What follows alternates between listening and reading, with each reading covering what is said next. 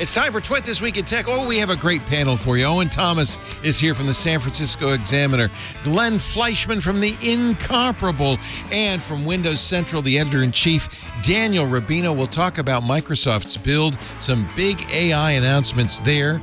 We'll talk about Elon Musk's disaster and what happens when your lawyer uses ChatGPT. It's all coming up next on Twit. Podcasts you love. From people you trust. This is Twit.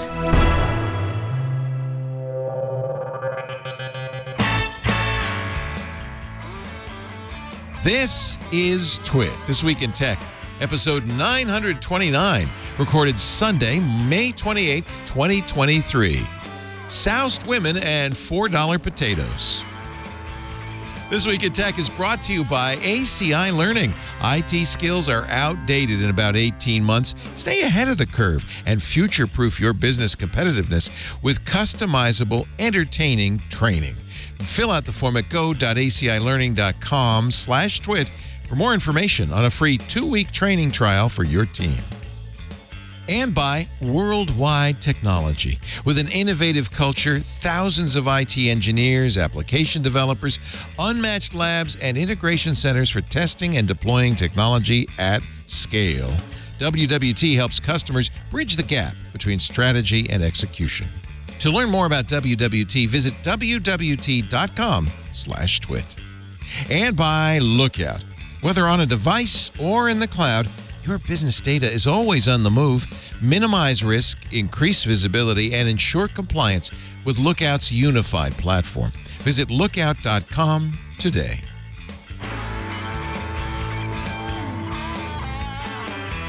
It's time for Twit This Week in Tech, the show we covers the week's news, and we covers it today with 3 excellent panelists. Glenn Fleischman joins us from Parts Northeast.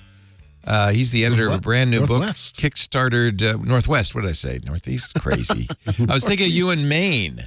You're going to Maine to print your book. Due north of, yes. Hello. Hello, Glenn Fleischman, editor of Shift Happens. Good to see you again. Thank you. Also joining us from Windows Central Magazine, the editor-in-chief. Do you still call it a magazine, Daniel? No. Blog? Just Windows Central. Just a thing. It's a thing. Yeah, tell people. I do joke around people. I'm like, yeah, I blog. That's all I do. I'm a blogger. Are you in your mother's basement, Daniel? Where are you? Exactly. What are you doing there? Good to have you here. Of course, Microsoft Build was this week. Lots of AI news. We'll get to that in a bit. But before we do, let's introduce panelist number 3, my good friend Owen Thomas, columnist from San Francisco Examiner. He's Alex Wilhelm's Twitter daddy. Do you still say that now? Is Twitter over? It's done? Oh, you're muted. I think you need to say Twitter dad, not Twitter daddy. That's different. That's two different things. That's more OnlyFans. Okay. His Twitter furry. Is that right? No, that's wrong. That's also that's wrong. Very wrong. That's very wrong. This week, Twitter had a little attention on Wednesday. As Elon constantly reminded us, Ron DeSantis, governor of Florida, was to announce his 2024 candidacy for presidency. Didn't go exactly as planned. Somebody noted that Twitter had fired 97 out of the 100 people who worked at Spaces, which might have had something to do with it. A lot of echoing. They also stopped paying for the service that helped keep Spaces online. That was it DDoS protection kind of a service, or I think it was more like a CDN or. Yeah, I read they literally didn't have enough servers spun up. I think they're gonna, when you look up Pyrrhic victory in the dictionary, I think they're gonna put Elon's face in the next edition. So it's pretty amazing, the cell phone there. Again. His cost containment strategy at Twitter seems to be, I'm going to randomly stop paying for bills and randomly shutting servers down and see what breaks. And this is an example. It's that story that came out, was it just last week, about reporting what people inside the company responsible for real estate and other bills were talking about, like what they were asked to do, which seemed a little wild. Right, and in the filings that they were saying, like, look, my career is in real estate. I will not be able to work again in this industry if you have me like try to stiff our landlord. Yeah. And and the answer was, well, we don't care. Management, i.e. Elon Musk, don't care. Or I might be actually sentenced, to jail, or I might be personally sued, persecuted, or prosecuted, or persecuted. Yeah, it's but I mean, this is what I think he maintains when he's talked about it in public. It seems like he's this is what rich people allegedly do, is that they don't pay bills strategically to see which ones they have to pay. And that just seems, I don't think that's ethically the case for everybody, but certainly some other prominent people have done that. So it's amazing to see it so blatantly and on such a huge scale. Did something happen when Trump got elected president that it just completely changed? Like it slid the ethical Overton window over about 1,000 places, because he's very famous also for not paying bills, and it feels like he made a lot of things okay. Yeah, and there's no repercussions. Right, That's you get away with it. If I don't pay bills, right? If I don't pay bills, right, I'm going to get in trouble. This is like, we all talk sorts about of bad things will happen. We talk about politics and stuff, but there's also the president is also in a way a leader of what people think. And you can really establish kind of a point of view that, it doesn't matter. You can now say anything you want. You can do whatever you want, and it doesn't matter. You get away with it. I think Elon must have watched this with interest and is now sort of adopting the art of the deal, as it were. On the other hand, there has been some very good news for Elon. That was the bad news. By the way, I gotta point out the subtweeting that the New York Times did. This is an article by Ryan Mack and Tiffany Shu. DeSantis' Twitter event falls short of the reach of past live streams. Within hours of the event, participants celebrated the achievement. David Sachs, who's been a big donor to the DeSantis campaign, declared it, quote, by far the biggest room ever held on social media. DeSantis himself said there were probably about 10 million people who would have watched the event. The Times says, in a very kind of crisp, single paragraph sentence, they were wrong on both counts. They were wrong on both counts. According to Twitter's metrics, high of 300,000 concurrent listeners. That is actually, and 3.4 million afterwards listened to a recording. Not quite 10 million, nor the biggest room ever held on social media. I mean, Facebook had an 800,000 person Facebook Live event. Which, by the way, featured 2 BuzzFeed employees placing rubber bands around a watermelon until it exploded. Yeah, that was great. Oh, that was great. That was some entertainment. 5 million people watched the entire event at some point. The 2017, the Times is really being mean here, live stream of a pregnant giraffe on YouTube brought in 5 million viewers a day. In fact, even Twitter Spaces had done more. 3 million people last month listened to an interview of Elon by a BBC reporter in a Twitter space. So, yeah, this is severe degradation from what Spaces had been, and certainly nothing compared to other. AOC had to tweet, more people watched me play a game on Twitch than watched your announcement, which is true. Was she playing Among Us? I think she was, yeah. But that's pretty exciting, as is watching a watermelon about to explode. So either way, I can understand the interest. Good news for Is there are you making some kind of DeSantis metaphor there? Watermelons explosion? You think? No, I wouldn't. Never. No, I'm not. That's any resemblance to a person living or dead is accidental. I should say that at the beginning of every show. Good news for Elon, though. The FDA has approved Neuralink's study of human brain implants. Woohoo! Anybody want to get in line for this one? It's going to be a real life blue check for people. Because those are going to be the first people sign up for this. Oh, yeah. It's going to be Elon stands, then, right? they'll be on Twitter. They'll have their little icon. It'll be a blue check and then a little brain next to it. You know, it's gonna be awesome. Let them go. It's fine. I have Elon in my mind. I mean, to his credit, the whole idea is really to help people with brain injuries live more normal lives. So I'm sure that's why the FDA cleared it. They cleared Neuralink to use its brain implant and surgical robot. Just what could possibly go wrong on patients, but declined to provide more details. Should point out, Neuralink has been in trouble with the United States Department of Agriculture for animal welfare violations. They're in trouble with the Department of Transportation. This is a weird one. They're probing whether Neuralink illegally transported dangerous pathogens on chips removed from monkey brains without proper containment measures. It's like a walking set of science fiction movies about to be made. It's like I don't know why he doesn't have a secret lair in a volcano. It doesn't. You don't know that he doesn't. He could. No, if it's secret. That's true.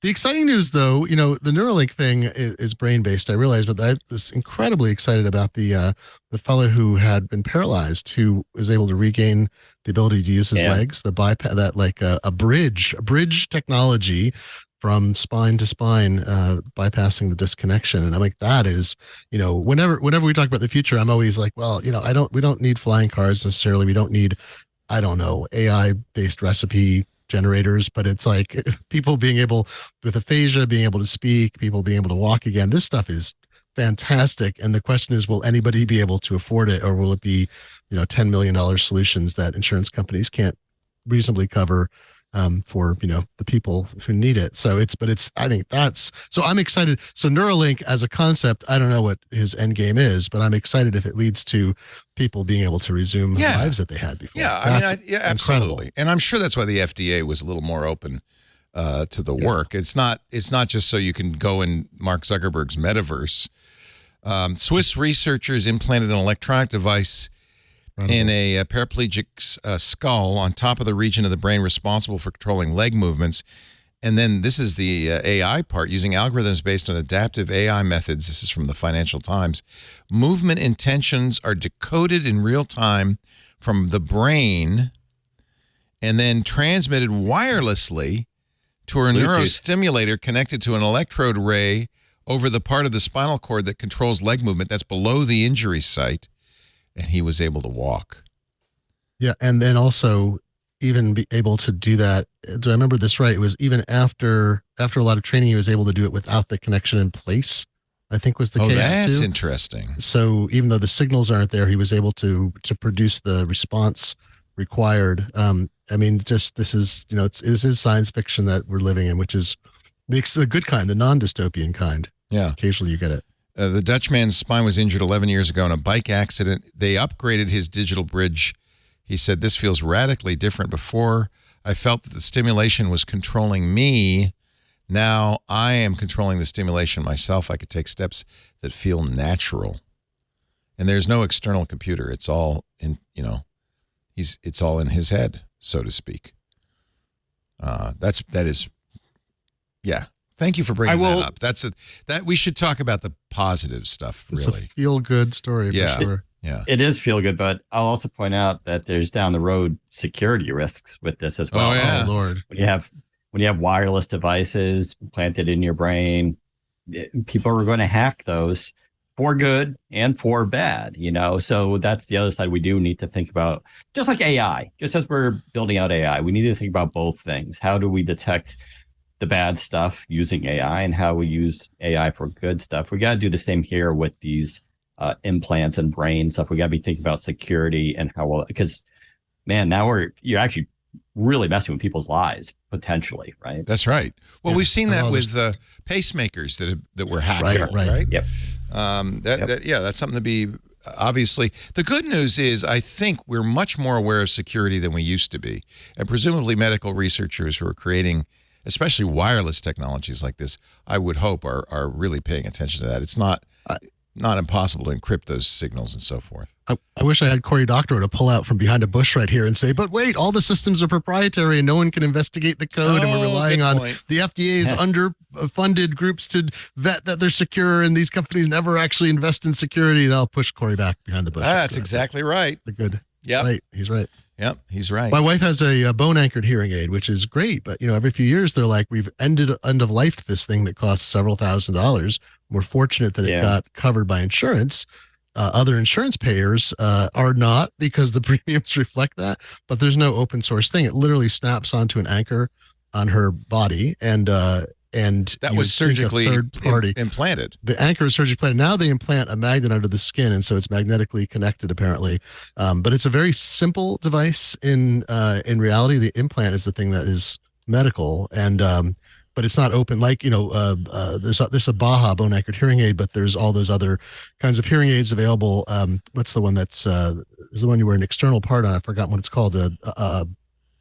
Forgot the name of it, but it's one that goes directly and stimulates the inner ear where there's an implant. The cochlear implant, yeah. Cochlear implant, yeah. And so none of these devices have any requirement or necessity for access outside the company's proprietary interests, because they developed them and that's a shame. So forth. So when the company goes out of business, you saw the thing where some people had regained the limited ability to see like some shades of color, and the company had to shut down, I think, and there was no future for that implant, which is or even supporting them medically for implant side effects.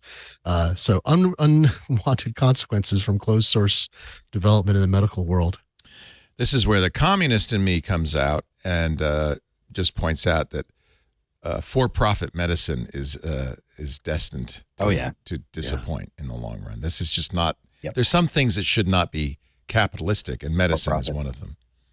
Yeah. Yep. Absolutely. Yeah. Oh well. Oh well. Sorry about that. You were talking about ChatGPT hallucinating. We all saw the story. Jeff Jarvis leaped on this. He's writing a book with it. He already started the chapter. A New York lawyer is in trouble because his firm used ChatGPT for legal research. The case involved a man suing an airline over personal injury.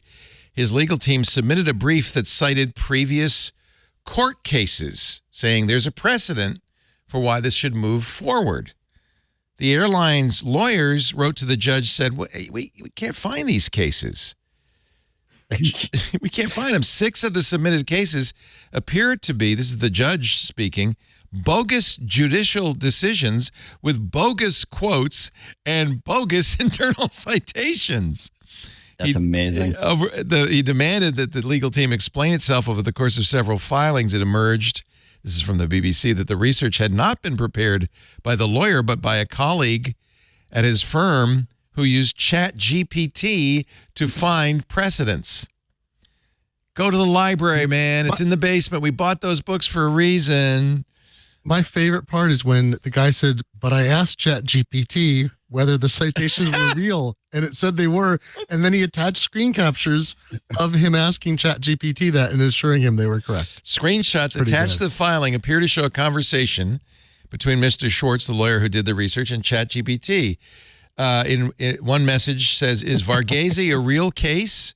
Referring to the quoted precedent Varghese versus China Southern Airlines, one of the cases no other lawyer could find. ChatGPT says, yeah. Would I lie? Yeah, it's real. So then Schwartz said, well, what's your source? After, quote, double checking, Chat says, no, it's real. You could find it on LexisNexis or Westlaw. That's awesome. I don't know why the guy didn't search. Yeah, there's a lot of things about that, but by that, it's like the laziest thing that a lawyer Well, they're in has trouble. possibly ever The done. judge is not happy. Yeah. There's going to be a disciplinary hearing on June 8th. And doesn't this open him up to a malpractice suit from his client? Probably. You got to think. And also being disbarred or sanctioned. And I love that his thing is like, I didn't realize that ChatGPT would give false results. And every time you use ChatGPT at the bottom, it says it may not offer real results. You know, be careful. And you're like, all right, I think the disclaimer is pretty good. But I think Oh, I think the context here though is interesting because this comes as Meta and Google and Twitter have all vastly reduced their resources devoted to fact checking. Right. So bots like ChatGPT are training on a corpus of publicly available internet data that we know is increasingly faulty, increasingly unfact checked. And, and also being fed by AI more and more. So we have chatbots creating made up internet nonsense, training on made up internet nonsense. And it risks becoming this like vortex of like verbal vomit, that will doom our ability to trust anything we read online ever. I blame us. It's our fault. And I mean Twit. I mean all of yous too. Because the tech, we have been singing its praises. The New York Times has been, Kevin Roose said, ChatGPT fell in love with me. We have been acting as if this is a thinking entity. I know it makes mistakes once in a while, but and so I think we oversold it to the point that this lawyer said, well, everybody says this thing's really good. And really he didn't know that it was so risky, I bet you. Shouldn't we be as a species more sophisticated about this? I mean, I remember as a kid in like the 1980s, hand coding Eliza, the computer psychotherapist. Like this was a program you could like type. It was that simple in BASIC. Yeah. So you got a computer magazine. You typed out all the. Eliza, by the way, is still in Emacs. I can, if you want, I'll show you. It's still around, but it was dopey. You knew it was dopey because Eliza, you would say, "Well, how's your day been?" And it would say, "Well, how's your day been?" I mean, it was just echoing kind of stuff back to you. And yet people were fooled by it. Oh yeah. There was a lot of conversation. I mean, I remember back then about, well, could this replace therapists and things like that? Great piece I want to recommend in the IEEE journal Spectrum by Rodney Brooks, who is a roboticist. He was, until 2007, director of the Computer Science and Artificial Intelligence Lab at MIT. He's taught at Stanford and Carnegie Mellon. And he's had 3 robotic startups. And the title, just calm down about ChatGPT-4 already. But this is really important. And stop confusing performance with competence. You read the article, Glenn? Yeah, he's always a voice of reason. He's not a hyper, I think he, even when he started getting into robotics, he was very excited about it, but I don't think he ever, I'm trying to remember like over, almost 20 years of following his work. I don't feel he ever said like, did a Segway kind of announcement. This is going to change transportation in cities or whatever. He's like, well, it'll have applications. And then he was behind iRobot. So, there are, I don't know how many millions, tens of millions of Roombas and knockoffs out there. It did change home vacuuming. It's a narrow scope, and I think that was kind of. But you would never ask a Roomba for legal citations in a lawsuit, right? Oh, just wait till they add the plugins.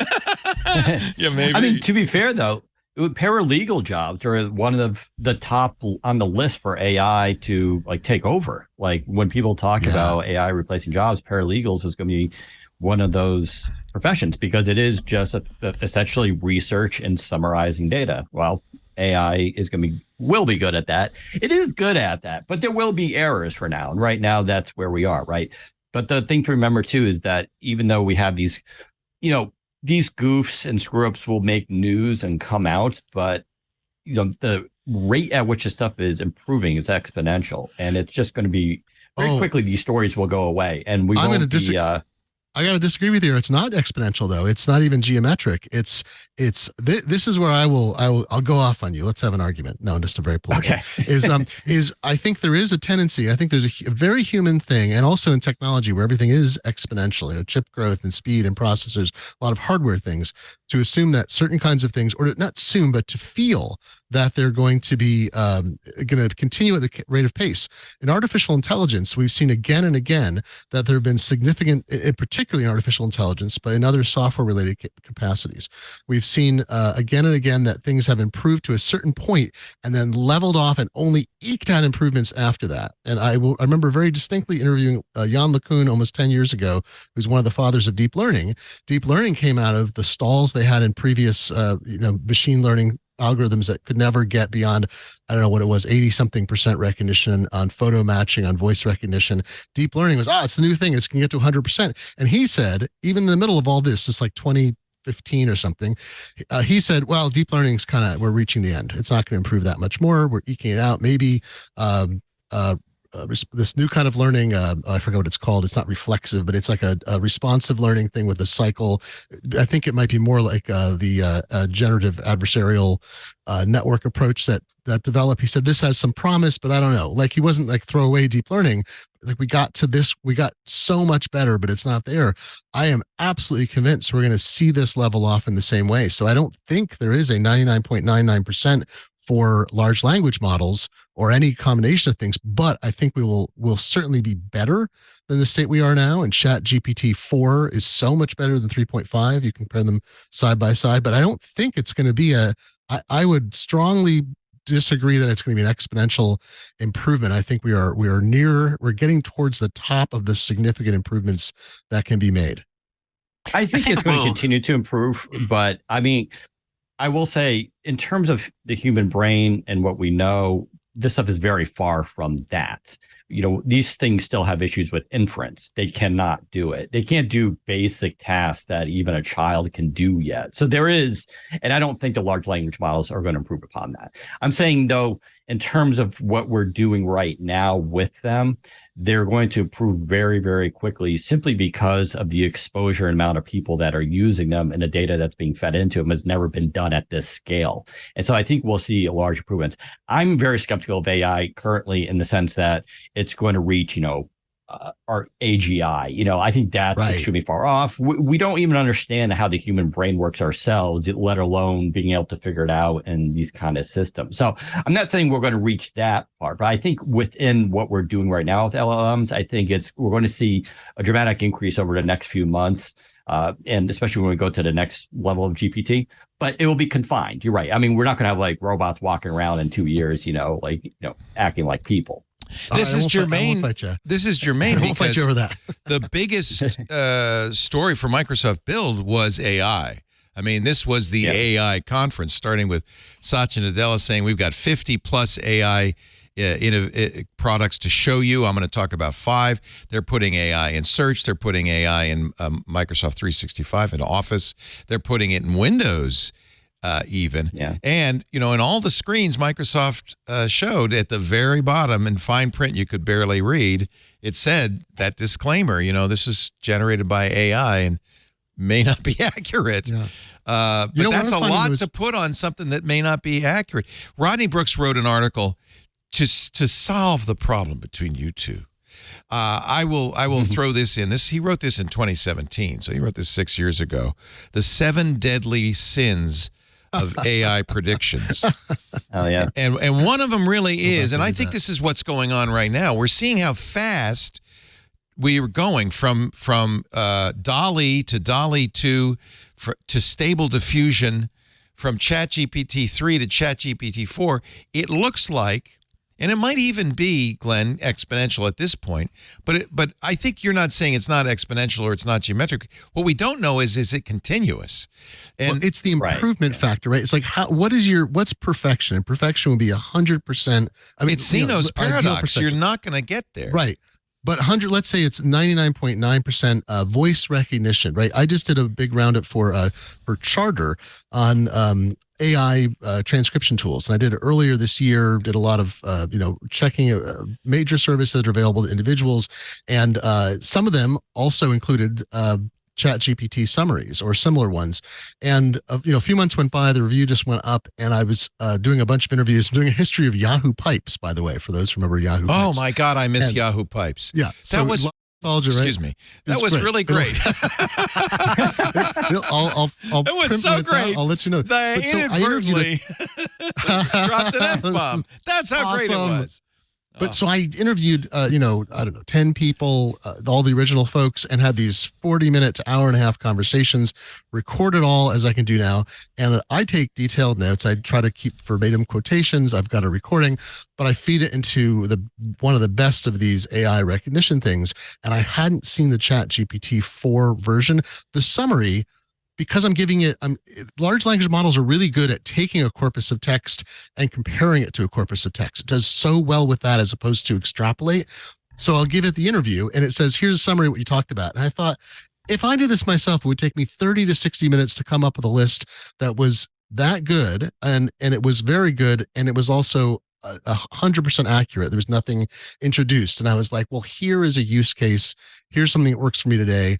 It helps me inform my reporting because it allows me to review that and find the spots in the text, in addition to the fact that I'm getting extremely reliable, like 97, 98% AI transcription. So that to me is kind of like, oh, well, we're a new golden age for reporters who need transcriptions and more efficient ways of producing their work, right? Without giving up the actual writing part. So there's some useful things. I note that the big one where you get in trouble is anytime you use the word think, because these are not thinking. They can't, extrapolation is a good word. They cannot take existing facts and extrapolate from it.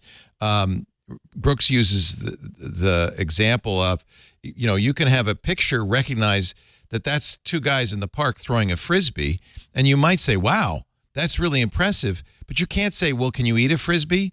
How far can you throw a Frisbee? It doesn't know Frisbee. It doesn't understand the concept of Frisbee. It's not thinking.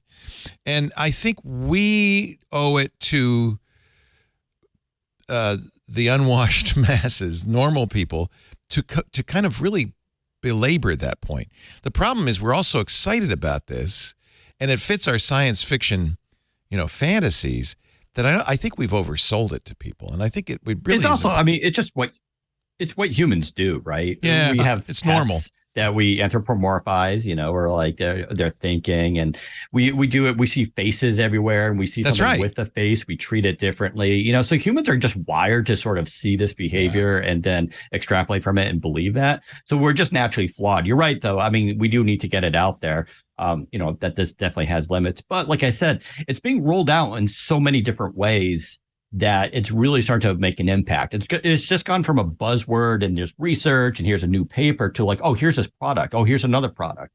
And I think that's why it's just getting so much attention, right? I mean, if you look at Stable Diffusion, looking at video, there was just that, I don't know if you guys saw the video going around with DeSantis in the playing in The Office on the show. They replaced Michael's face with DeSantis's face. And it's not 100%, but it looks really pretty good. And so, how these kind of things affect, elections coming up and everything, it's going to be real, So I think that's the threat. The idea, though, that these things are thinking and all this, it's, we still got a long way before that happens. So this is, by the way, it was tweeted by Donald Trump Jr. So I don't know. Furthermore, I don't know. Oh, that looks. It's pretty uncanny. Wow. I mean, it is Ron DeSantis's. Wow, that's a deep fake. That's really really good. Does it have his voice? I don't want to turn on the sound because I know I'll get taken down. It's his voice. That's what's doing Michael's lines. Okay, let me. You know what? Damn. Would you please tell Daryl that this is not a woman's suit? Oh my God, that's a woman's suit. You're wearing a woman's suit? No, I do. I wear men's suits. Oh, it is Ron's voice. Yeah. Oh, we're in a deep fake hurt here. This is just the beginning. Wow. Yeah, imagine it in 2 years. It's the fun part, though. That's, I think, why it got so much attention. Is it is a great demo, right? And things that have a great demo, you want to show off, and then people get bored of them. What was the thing? The Jib Jab, that thing that Jib Jab, love Jib Jab, yeah. And they created some tools where you could make your own Jib Jabs. Yeah. It was like fun for 12 seconds, right? Because it's a very specific style, or everyone making Simpsons faces of themselves. To Jib Jab for a year. Use it for a week. I think we're seeing the hype curve, is starting to fade on it. But there are things like I'm working on a website right now, and I have not found a graphical tool I like. I'm so old. I remember good graphical tools. They don't exist anymore. And I've kind of forgotten a lot of my HTML, CSS, and JavaScript. So I'm using ChatGPT-4. I'm like, hey, don't say I've forgotten. Hey, dear Mr. Ms. Java, ChatGPT. I say, how do I make a box that is centered? How do I do this? Whatever. And it spits out. I mean, this is like Copilot, right? But I'm asking kind of very specific questions. I had a problem on a page. I described it in natural language. And I said, why does the page move back and forth when I've got this with this CSS property? He said, oh, you need to do set overflow property to whatever. And I was like, oh my God, that's it. But I gave it this like paragraph long description of a problem. And again, it's a verifiable solution. It said, this is the thing I tested and it worked. I didn't say like, I'm a hemophiliac and I'm bleeding. What do I do? That's probably not a good idea. Yeah. Some people's use of it. That's an example. I look at this video, I think we are heading into an election. This originally was created by C3P Meme and posts on Twitter. We're heading into an election where somebody was rifling through them crazy, and I grabbed one. This is going to be... And it fit. A problem. So I don't think... I think this is really going to be a problem. This is funny, but it's going to be difficult for people to tell the difference. I mean, think of someone in their 70s on Facebook seeing these videos. Watch it, buddy. I'm just saying. Careful. They're not going to see the difference. For them, the uncanny valley doesn't exist. They're going to believe it. No, you're right. And then they're going to, and if it's a serious thing, an event that's happened, there was we'll get to that story, right? About the image that went around, the AI generated image of the Pentagon. Yeah, let's take a break. I want to come back. And I still want to really talk about what Microsoft announced because I think these are all really important things. But I need to take a little break. We've got a great panel. It's so nice to have you, Daniel, covering the build, but everything else. Glenn Fleischman, Owen, I see you, man, and your beautiful painting, which was smuggled into the United States illegally, but we won't mention that. There is a story there, though, right? He got it through customs. Oh yeah. It was work documents. Why do you have to smuggle a painting in, though? I don't understand. Oh, I forgot. Couldn't you just say maybe you didn't want to declare its value, but I don't know. Yeah, I think it was just It's just a painting, man. Basically, that was the advice given at the time. Yeah, when the painting was acquired. I know, yes. I know. I almost brought a Spanish ham in after a visit to Barcelona, but I was talked out of that. That's the good thing. Our show today brought to you by ACI Learning. They sponsor our studio. We're big fans. You may say, well, who's ACI Learning? I know you know the name IT Pro. They've been with us since they started in 2013. IT Pro is now part of ACI Learning's family. IT Pro's capabilities continue to grow. They have those great, there's their studio. I've been there in Gainesville. Highly entertaining, literally bingeable short format content that teaches you IT skills so you can get the certifications so that you can get the job. There's over 7,000 hours now in their library, and they're creating new content every day, Monday through Friday. And by the way, great content for enhancing your existing skills. If you've got an IT team, for building their skills. If you're an MSP, you must love IT Pro. We know it in ACI Learning. 30% of ACI learners are managed service providers. ACI Learning is dedicated to supporting your MSP team through any challenges. An MSP, you're selling the expertise of your team, their ability to solve problems for your clients. They will love ACI Learning. For instance, the ACI Learning Practice Labs, a place you can test and experiment before deploying new apps or updates without compromising your live system. That's pretty cool.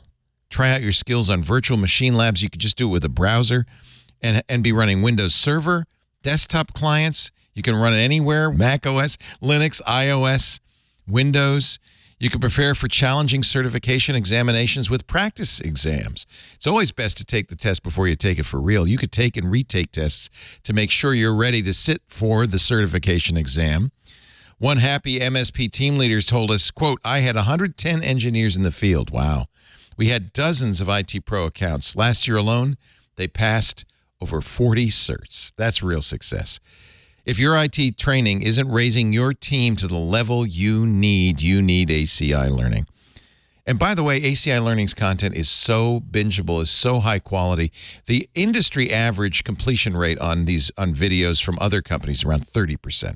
70% of people bail out. With IT Pro, it's an over 80% completion rate. Why? Because these are great. They're entertaining. They're fun, and you're really learning. Don't settle for subpar training. This is the format IT pros want. And with their Pro Portal, you can assign courses, you can manage seats, you can unassign and assign team members. You can even create custom programs for your team. It's a great way to, in fact, a much needed way to stay compliant with regulations, to identify potential risks and weaknesses before they're a problem, to future-proof your business, to retain top talent. It's a great benefit for your IT team. Upskill that team, gain essential insights into training for individuals, teams, and leaders. While other team training companies may not comply with regulatory requirements, you'll be glad to know ACI Learning is ISO certified. So you are getting the world-class training your team deserves. Try it for yourself, then bring the whole team along. For individuals, use the code TWIT30 for 30% off on a standard or premium individual IT Pro membership. You can even get volume discounts for teams from 2 to 1,000. The volume discounts start at 5 seats. Look, the best thing to do is learn more about ACI Learning's premium training options across audit, across IT, across cybersecurity readiness at go.acilearning.com/twit. Go.acilearning.com/twit. Fill out the form there. You can learn about a free 2-week trial for training your entire team. Go.acilearning.com/twit. Somebody asked, I should mention, unfortunately, we are not sponsored by Cognizant, by Aramco, by any of the companies on my shirt or my hat. The boss does not sponsor this show. I'm just celebrating a very nice race from my man, Fernando Alonso, in the Formula One. You wear a team jersey during football games. It's okay, right? I can wear a fire suit. If it gets spicy in here, I'm ready. All right, let's get back to AI. You were mentioning the picture. It was, it's funny because this picture of the Pentagon on fire, which was, obviously a fake. Pentagon was not on fire. The New York Times blamed AI for it. And I really think that was kind of a mistake. It really was Twitter that spread it. Yeah. Right? Sure. You could have done that in Photoshop. Was that an AI thing or a Twitter thing or social media thing? Yeah, that's true. I mean, they probably did latch onto the AI for the buzz, but yeah, you're right. I mean, this is the danger of social networks, right? I mean, we saw that when they had the verified accounts, and what was it? Oh, that one was trying to be a pharmaceutical company, so they're going to give away insulin for free. Well, that's exactly what happened here. This was a fake Bloomberg account, right? That had the blue check, tweeted this picture of the Pentagon burning, and the stock market plummeted as a result. I think CNN got it right. Verified Twitter accounts share fake image of explosion causing confusion. Donnie O'Sullivan knows what he's talking about. He's great. He's a smart guy who was banned from Twitter for a while. AI generated, but you know what? If you look at it, it's not again. We 70-year-olds might not know that fence is all munged up, but it's pretty obviously fake. Whether it was photoshopped or AI is kind of irrelevant. The real issue was it was tweeted out by an account that looked like it was Bloomberg with a blue check. I mean, the issue, right, with AI is that you could imagine AI being used to generate like 10 different angles of the same scene. Like, there's an efficiency gained over human Photoshop. But yeah, I think I think the information environment is more the issue here. Like RT Russia Today was one of the accounts that shared it. By the way, the legitimate RT account, because they loved it, right? Yeah. the legitimate sharer of legitimate misinformation shared actual made up misinformation. Right. Stock market Dow fell 80 points in 4 minutes, but it fully recovered because it became pretty obvious it was a fake, right? It took the fire department from Arlington, Virginia, to tweet that it and the Pentagon Force Protection Agency said there is no explosion or incident taking place anywhere near the Pentagon. No hazards to the public. And then the stock market recovered. Yeah, to me, that's really more about blue checks. And, that's something people have to learn, too. The blue check on Twitter doesn't mean the same thing as it used to. Yeah, no, that's a whole other thing. But like I would say with AI too, what's interesting about AI is, of course, you could generate these images, but you can also use AI to detect these images, right? Right. Like there are ways to do that, to analyze the photos and videos. And what should happen is all of these companies, Microsoft included, should be investing in technologies that do that as part and parcel of making these other technologies.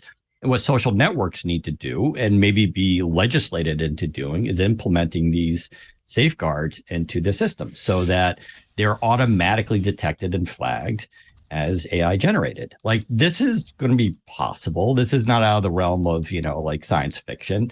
But right now, I mean, Elon Musk doesn't care about any of that. He has a meme on his Twitter account right now attributed to Voltaire. Oh, yeah, it wasn't Voltaire. It was a white supremacist.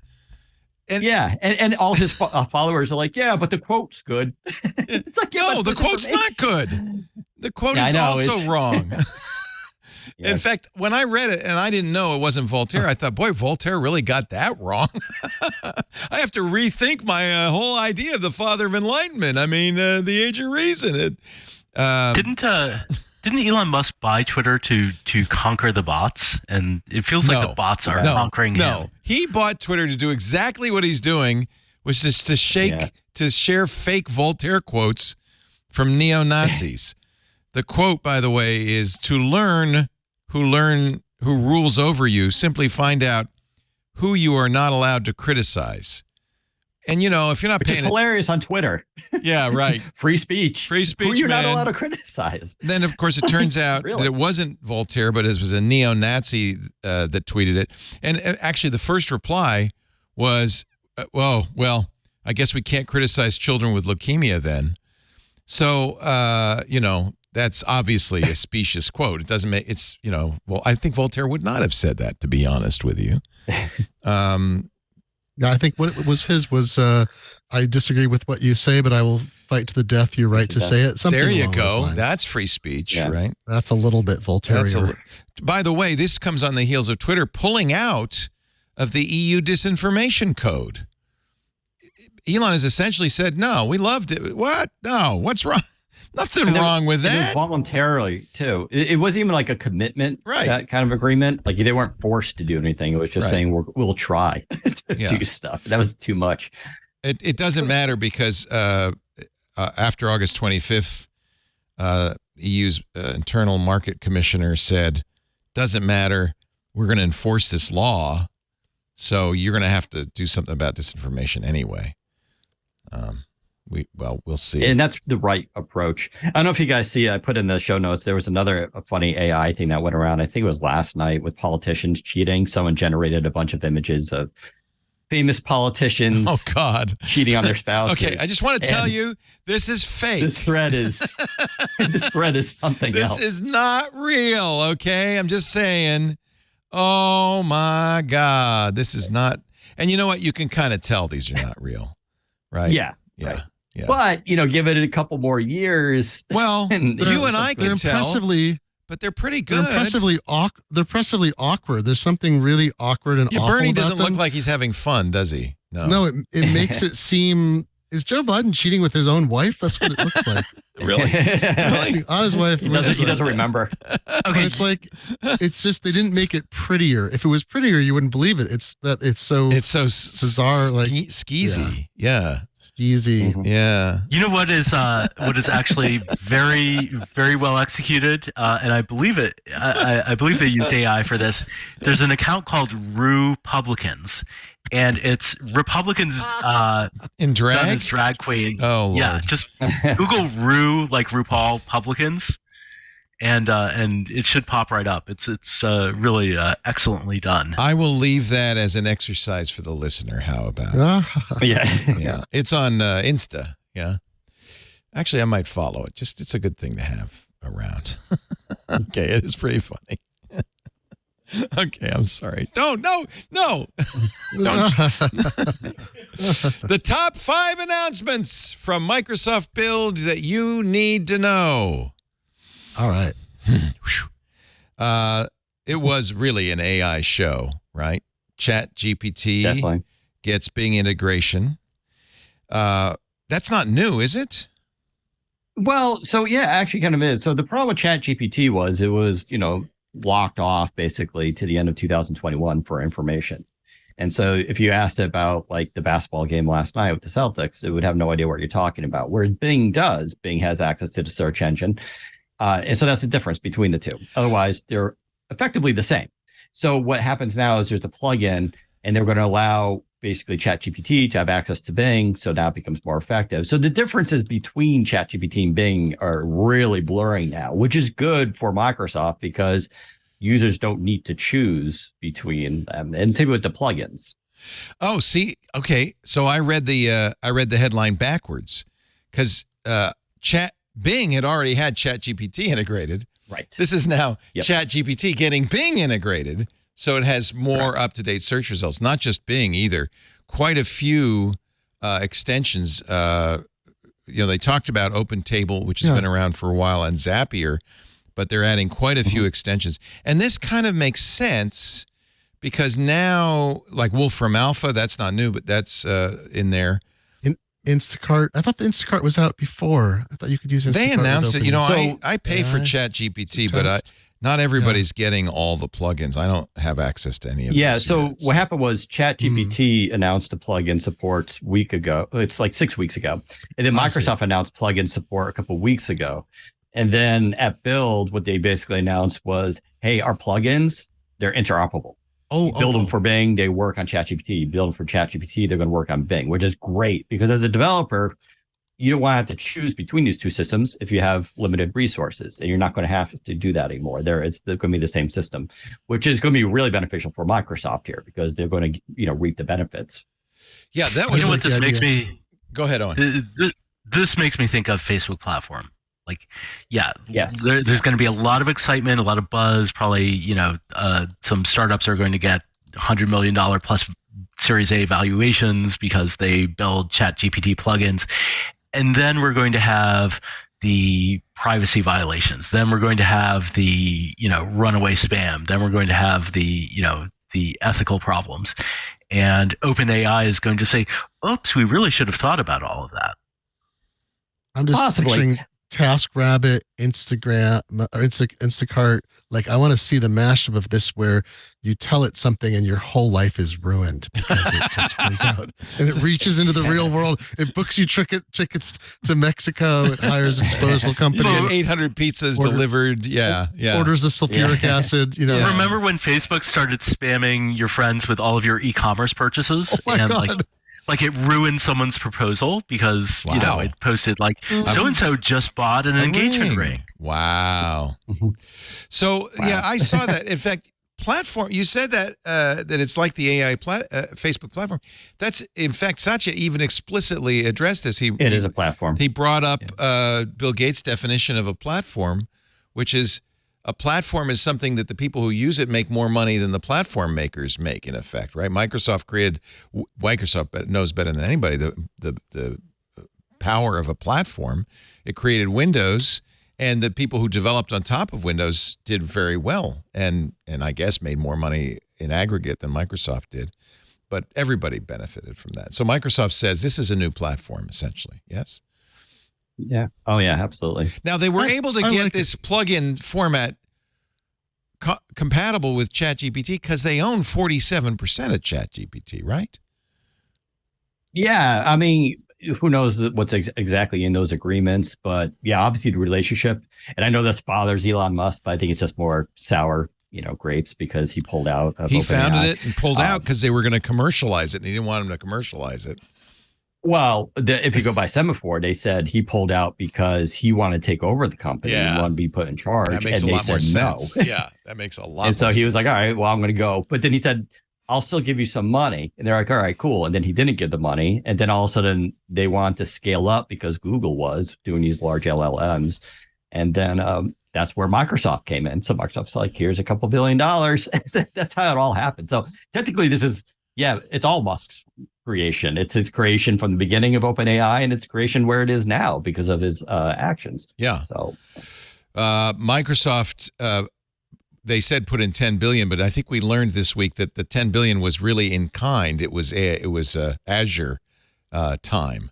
But that's one thing that OpenAI really needs. It's very expensive to generate these large language models, and they're doing it all on and Azure. they have a supercomputer. Yeah. Yeah, the supercomputer was that was 2020, I believe, that Microsoft and OpenAI announced that they're going to use that to train their LLMs. Right, so right. that's a big difference here with Microsoft versus some of the other.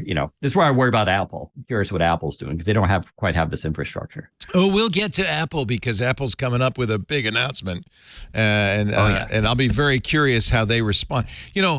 We've been really watching Google and Microsoft go back and forth over AI, right? There was Google I/O, where it was AI every 3 seconds. I have to say Bard, Google's chat engine, search engine, seems a little bit laggard compared to ChatGPT, but Google's now integrating it into their own search with SGE. It's a Google Labs thing. So and then Microsoft comes back with their own volley of AI applications. So that was the first one, Bing integration.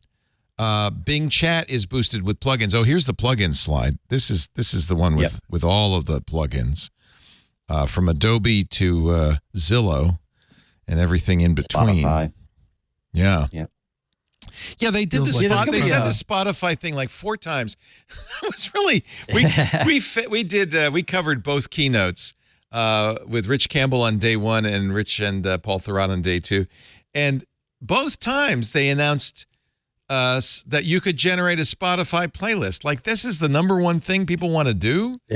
Developers. Right. You want to buy a personal computer so you can do recipes. That's the primary use case. I remember that. And balance your checkbook, right? Balance your checkbook. I'm still using Quicken, but I'm sure this has been talked about before, but continues the culmination of like Google search results are terrible. And I wonder if one of the reasons that Microsoft's been able to have so much room to run on this is that I am sick of Google results. Like, even if ChatGPT is making stuff up, it's better than when I got it at Google.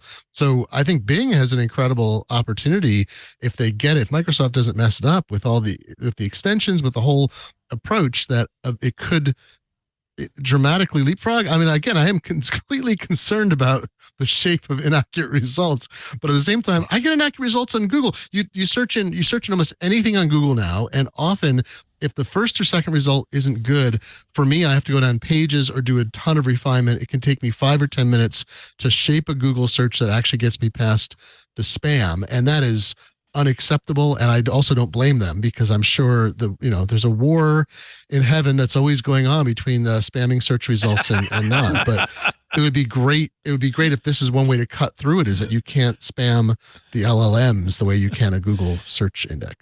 It's interesting. I've been hearing that a lot too. And obviously I don't use Google much anymore myself. I have been seeing on Twitter a lot of people. Do you use Bing now, Daniel? Is that your primary? Oh yeah, I've always been using Alta Vista person. Yeah, Alta Vista. Yeah. No, I've been using Bing for many years, but because you have US, to it's as good. a job, occupationally, but no, you prefer it. I actually prefer, and plus I get, there's the credits you get on Bing. So I have like 230,000 credits, and I can go and redeem those for like, I can redeem them for Amazon cards and Spotify cards. And those Bing rewards are better than I thought. They're really good. It literally does pay you to, and same with shopping. You get money back on shopping too. So It's really good in the U.S. I think Microsoft's problem is outside the U.S. It starts to not be as good, where Google tends to have a little bit better global presence. But I've been hearing this from a lot of people that Google's search results have just been not as good. That said, there's not a ton of evidence currently that Microsoft is gaining any significant traction with Bing, even with all this hype. They were around 2 to 4% before. They're maybe slightly higher now. This is I don't know if they're launching pad. This is where this is what it's exciting to think we could have another search engine war. It was actually valid. It's like we need one. Google's let itself degrade. To what extent it's direct responsibility or not, and it'd be great to have a real matchup again. I'm very sad because I was using Neva and they just sold and they're shutting down. I was paying for search. So let's put a pin in the announcements at Build, because I kind of want to. You said something. I think that some listeners are going to say, "What? Bing search? I mean, Google search has gone downhill." Don't you think? Do we all agree to that? I've seen it dramatically. It's what. I mean, I don't know how other people feel. Well, you're not using it, Daniel. So you're. I use that on occasion, but what I've seen people complain about too is all the ads and basically you type in something. Do you use? What do you think? Is that premise acceptable to you? Google's search results aren't good anymore. I mean, for commercial results, like I remember looking for a hotel room last fall, and I finally found a site that had a good discount on a hotel I wanted to stay at, and I ended up picking up the phone because I just did not trust that the website Google was serving me was reputable. It wasn't Expedia or Priceline or one that I'd heard of. And I think that a lot of searches are kind of degraded at this point. Let's do an experiment. Let's do an experiment. So I'm going to search for Tina Turner. The late Tina Turner passed away this week. This is the Google search for Tina Turner. It says 394 million results, 0.61 seconds. Only one of the results is on this page. They're all below the fold. In fact, way below the fold. And this is a way to get away from non-authoritativeness, is you put the stuff that's very authoritative that you've curated. It's Yahoo. It's a Yahoo portal above. There's fold. Pictures of Tina Turner. There's one article to the USA Today. There's when she was born, when she died. Here's a video from YouTube, a Google property, and then the Wikipedia result. Plus a panel that shows where you can listen to her music on YouTube, Spotify, Pandora, or YouTube Music. A knowledge graph about box, which is cribbed directly from Wikipedia, I might add. So it's really the same as that Wikipedia result.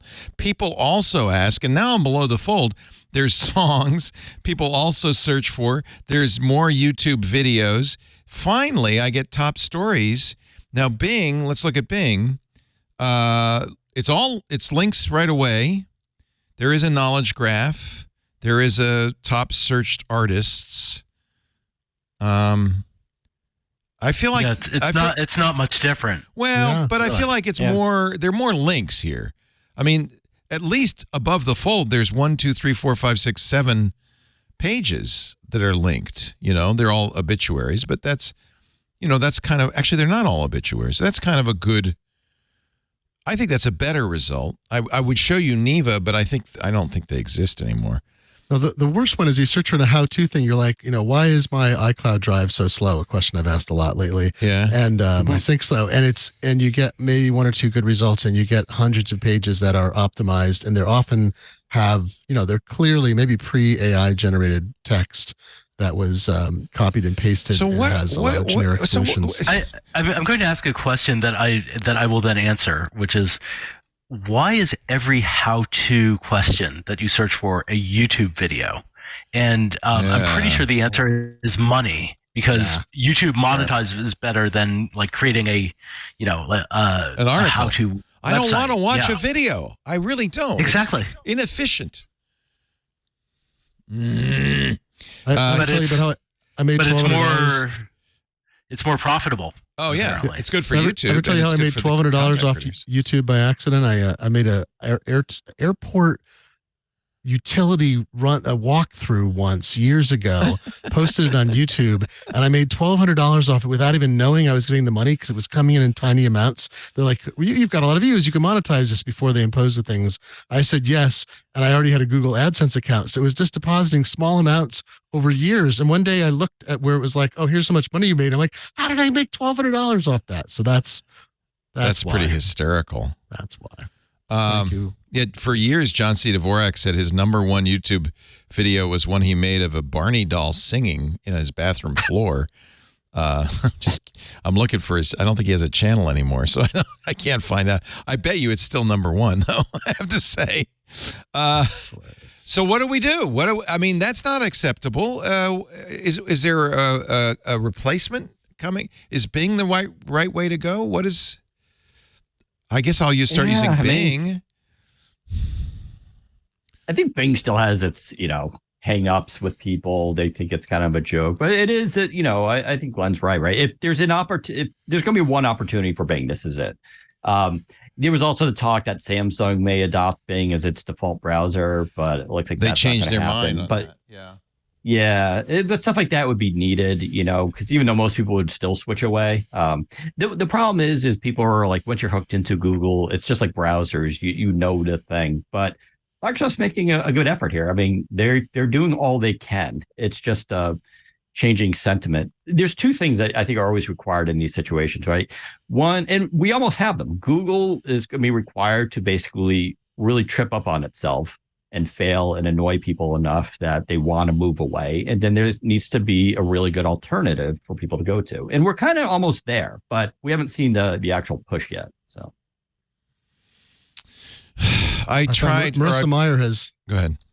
Marissa Mayer has answered the question, by the way, of why former Yahoo CEO, but also at Google for many years before that. And she just says that Google results are bad because everything is bad on the web. And I'm like, all right, she has a point. It's like, there's a lot more fraud today than 20 years ago.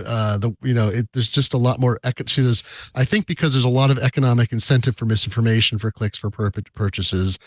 And this all makes sense. And this is on an interview with Freakonomics podcast, where they asked, is Google getting worse? The answer was, yeah. And they talked to her because they figured, she's actually a slightly disinterested third party now, not being at the company and having led it to where it was. So, what do you use, Glenn, as your phrase to test search engines? You said, how do I back up my... Oh yeah, or hotel. What's the best hotel and whatever. What's the best gas grill? I look at for things like that, like they're generic enough, and you should get authoritative results, because think how many. There's 20 publications that have really good roundup guides on gas grills, and often, not always, but often the top results for things like that are polluted by. Maybe I have terrible results, but my results are polluted by.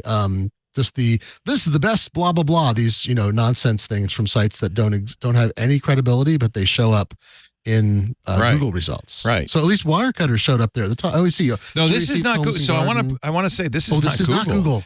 This is what's this? After Neva went down, I've been looking for replacements, and I'm trying one called Kagi, Kagi. I think Jason Snell recommended it. It's not free. Neither was Neva. It's $5 a month, but therefore no ads. And in theory, I guess, no need to monetize. And these are good results, right? You would agree, these are the results you'd want. Yeah, I'm doing a Google search right now, and I'm getting actually very good gut results for gas grills. I have to go way down before I start getting. Maybe that's the bad one. It's I do a lot of how-to writing, and so when I'm trying to get an answer, I will search forums and things like that. So I start on Google, to see if anyone's posted anywhere a similar problem, because sometimes you'll find somebody writes in with a question, and you'll find one other person in 2008 had this situation. They described it, maybe even how to fix it. Well, that's why people do site:/reddit.com, right? Yeah. That's the best search engine for that kind of thing. Exchange. Yeah, in fact, if I were looking for the best gas grill, I would search Reddit, not anything, not the wide internet. It's interesting. Everyone from Wikipedia to Reddit to Twitter has been looking to extract more money from the use of their, kind of data corpus, much of which is contributed by, ordinary users, but we'll leave that aside. From, among other things, AI companies looking to train their language models, which I think is smart. Oh, yeah, they're totally scraping Reddit, right? Of course. Yeah. And Stack Exchange. Yeah. And that should not be free. Yeah, that's a good point. Although, as you also point out, we made it. Damn it. The thing about Reddit is there's 20 people who care more about gas grills than life itself. And those are the people you want to ask, what's the best gas grill, right? Yeah, I mean, it is pretty gutsy for Elon Musk to, look to charge everyone for the use of our data. He has really pissed off academics because he not only is charging now, he's saying if you had Twitter data on your servers that you were using for academic research, you must delete it now if you're not going to pay us for it. And again, that's not, you weren't even there, Elon, when most of that data was generated. Yeah. You weren't even there. I guess he wants his $44 billion back.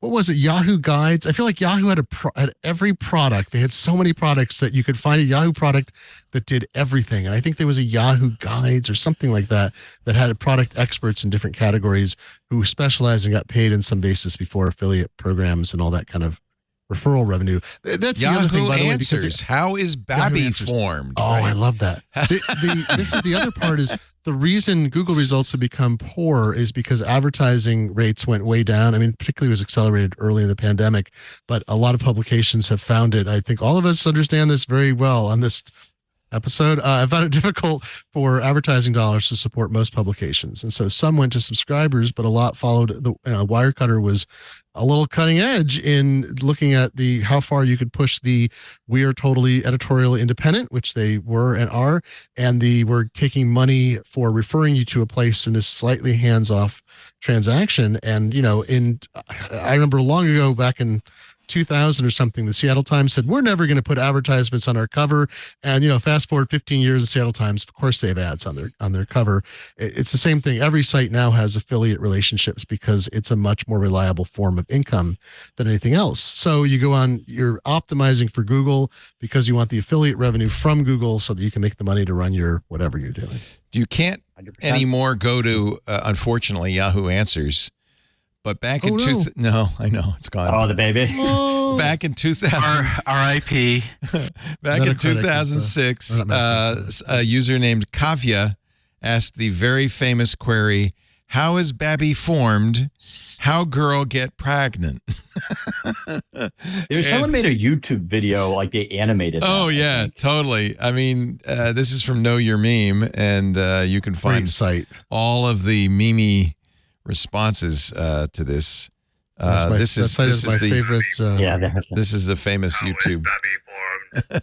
How girl get pregnant? They need to do weigh in stain mother. Kill their babbies because these baby cat freaks back. It was on the news. All right, enough. Let's move on to the top 5 announcements. Number 3, Windows 11 gets its own AI assistant. Microsoft has been using the phrase Copilot or the brand Copilot, starting, I think, with GitHub Copilot, right? That's now 2 years old. And it's now spreading. The latest Copilot is Windows Copilot. What does it do, Daniel?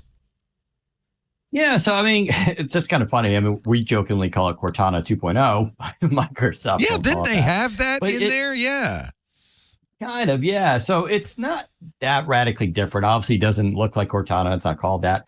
It does pop out from the side, though, and it's going to be access to the Bing chat as well. So that's not a huge thing. But the bigger deal is it can act upon Windows. You can ask it to do things, put my computer into dark mode and, go to do my Windows update. And you can actually do more voice commands that are more advanced to get the operating system to do stuff that you may not have known where it is or whether it could do it or not. And so this is, I think, where the first step of where these digital assistants may actually become useful. I mean, you think like Siri's been around for so long now, and that really is not improved, right? And so none of them have. In fact, we were talking earlier, Micah and I, on Ask the Tech Guys. Somebody said, in my nursing home, I used to set an alarm with the Google Assistant, set an alarm for 4:50, and then for a long time I could say how much time is left in the alarm. Now it just says you have an alarm set for 4:50. It's gotten dumber.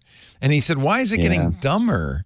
But it seems like all three assistants have been very disappointing. Siri's terrible, but embarrassing. None of them are very good. Multi-trillion-dollar company. What are you doing? But I'm not sure I want ChatGPT in there because it's going to go on and on and on. Well, let me tell you, you had an alarm. Right. But, I mean, I'd just like to be able to say, like, I can't. Siri currently, if I say, send a text message to my child's name, it'll say mobile or email. And I'm like, well, I don't know. What's the thing I've used for the last 7 years to use them? Maybe that would be the method. And then if you say mobile or email, it's like, I don't know what you're talking about. Like, you just asked me. Let me see what I found on the web about that. Yeah, that's right. Email is a This is where I do really look forward to this stuff with machine learning and what we're calling AI is the ability to learn a user's behavior so that it can act upon stuff. Usually proactively, right? It's like, well, you usually do this around this time, or like say right now you can get a notification, you have a meeting coming up. Cool. Why not, it alerts you, launches you into the meeting or gets you set up for it, right? It actually acts upon the thing before you need to do it yourself. I think that's sort of the next level of this stuff that I'm really kind of looking forward to. And you can ask it things probably to, look at your documents. That's going to be because they have Copilot now coming out for Office. Yeah, that's that document summary thing Glenn was talking about. I think it'll be good at that, right? Gosh. They showed us an example, a writer who has a bunch of notes, and you said, can you summarize my notes on this topic so that I can start my novel or whatever? And I took 4,000 words of an interview just to see how replaceable I am. I can only take 4,000 words. Said to Chat GPT-4, write a 500-word article from this using direct quotes and don't use anything that's not in it. Was it good? It was not bad. It was not bad. That's, by the way, that's it. It's not bad. It's not good. Someone could have, if someone had published it, it wouldn't have been entirely inaccurate because it did actually accurately only use quotes from the article and it used them essentially correctly. It was boring and it didn't have there was no reason for the article to exist. It didn't have a conclusive tone to it. Right. And it wasn't analytical. But you could add all that. I was like, after the fact. I mean, I'd look forward to that not being my job. That's why, moving to the lucrative field of 19th century print history instead of journalism. It's a much but you don't want it to do all the things that you would do for you. I want it to be an enhancement, and I hope it will be. Yeah. And I think, again, as a writer, I have particular, we all have particular needs that there are things, and like transcription is an incredible leg up. Like having a transcript of everything that's, if it's not perfect, I can go listen to the audio and fix it up so it's verbatim in a few seconds. That is an incredible enhancement over... I mean, that alone, like that could save hours on a long article. Very easily. Even with Microsoft Teams, they've been advertising the feature where it will not only do a transcription of your meeting, which you expect at this point in technology, but it will also summarize that meeting and provide action points to be taken action items would be great, users. Wouldn't it? Yeah. Mm-hmm. And so if you miss this meeting, not only do you get a summary, but you get a quick list of the things that needs to be done. That's like the next level of like really now it's useful. Right? Can it do that reliably without hallucinating or how accurate? They're rolling it out real soon. So we'll find out. The thing that Fireflies.ai is the transcription service I'm using, and it puts action items at the bottom. And they were, again, because it's taking a data input and not extrapolating, it seemed to do a fairly good job. Like if I were for an average meeting where you would never transcribe, you never pay for a transcriptionist, you never pay for someone to analyze it. Someone might post some notes somewhere. This becomes an incredible company tool if every meeting can wind up being searchable and have some extracted stuff from it that helps. I mean, I just think meetings are terrible to begin with, but having meetings and then having all the value lost because there's no way to harvest what was discussed except for people's imperfect note taking as it passes through the telephone game of office, stuff. Like just a transcript of everything could be helpful. I mean, it might also be bad. It could cause a lot of hurt feelings too. But hey, well, or if you missed an action item that was critical and it didn't know it was an action item. I mean, I guess it's figuring it out from the words you use or something. But anyway, I want to take a break because there is something we haven't addressed that is really the dirty little secret of all of this. And Microsoft didn't really address it either. I don't think they did, but Daniel Rubino's here from Windows Central. He will correct me if I'm wrong. Owen Thomas, always great to have you from the San Francisco Examiner. And we're going to keep putting pressure on you to bring Ditherati back because we love Ditherati. And while you're at it, bring back Yahoo Pipes, and then everybody will be happy. Yeah. Glenn Fleischman. I miss Yahoo Pipes so much. I effing miss them. It was a great tool. It's a thing. I think I am trying to think of a piece of technology that people have more nostalgia for than Yahoo Pipes, partly because it showed a lot of promise and then it was frozen for like 7 years before it died. So it never had a chance to decline. It just sat there in amber and everyone stared at it like a rare fossilized dinosaur bone or something. Anyway, they killed it, so no point in mourning it, and you should probably learn Python because it's not coming back. Our show, anyway, great to have you too, Glenn Fleischman, for many points, but we will talk about your new book coming out with Marcin Witchery that you wrote called Shift Happens. It's imminent. And if you contributed to the Kickstarter, you'll hear some good news in just a bit. But first, a word from our sponsor, Worldwide Technology, WWT. We love WWT. Lisa and I went out there just before the pandemic broke, before lockdown, and we saw the amazing Advanced Technology Center. The ATC is at the heart of Worldwide Technology. It's a research and testing lab that brings together $500 million of equipment from the leading OEMs and emerging disruptors, all the companies that enterprises might be using to get business done. Why did they build this? Well, initially, so their engineers could spin up proofs of concept, could get to know products, could use them in the lab before rolling them out to customers. But there's now a really great feature to the ATC.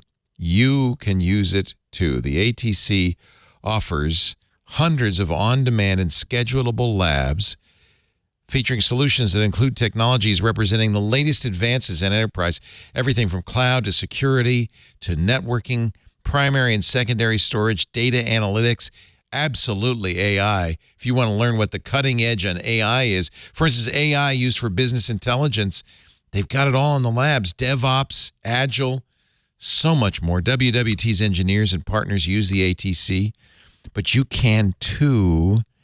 It'll cut your evaluation time from months to weeks. It'll introduce you to new ideas, new technologies. It'll help you do the thing you do best with technology that supports you. Before you go to market, you can access technical articles, expert insights, demonstration videos, white papers, of course, those hands-on labs, all the tools you need to stay up to date. And not only is it a physical lab space, but they've virtualized it, so you don't even have to go to St. Louis like we did to use the ATC platform. Anybody can access these amazing resources anywhere in the world, 365 days a year at no cost to you. So while you're there, make sure to check out WWT's events and communities. We did a great panel event. It was so much fun. For more opportunities to learn about technology trends, to hear about the latest research and insights from their experts, we've sent Lou Maresca from This Week in Enterprise Tech out. He did a great keynote last year.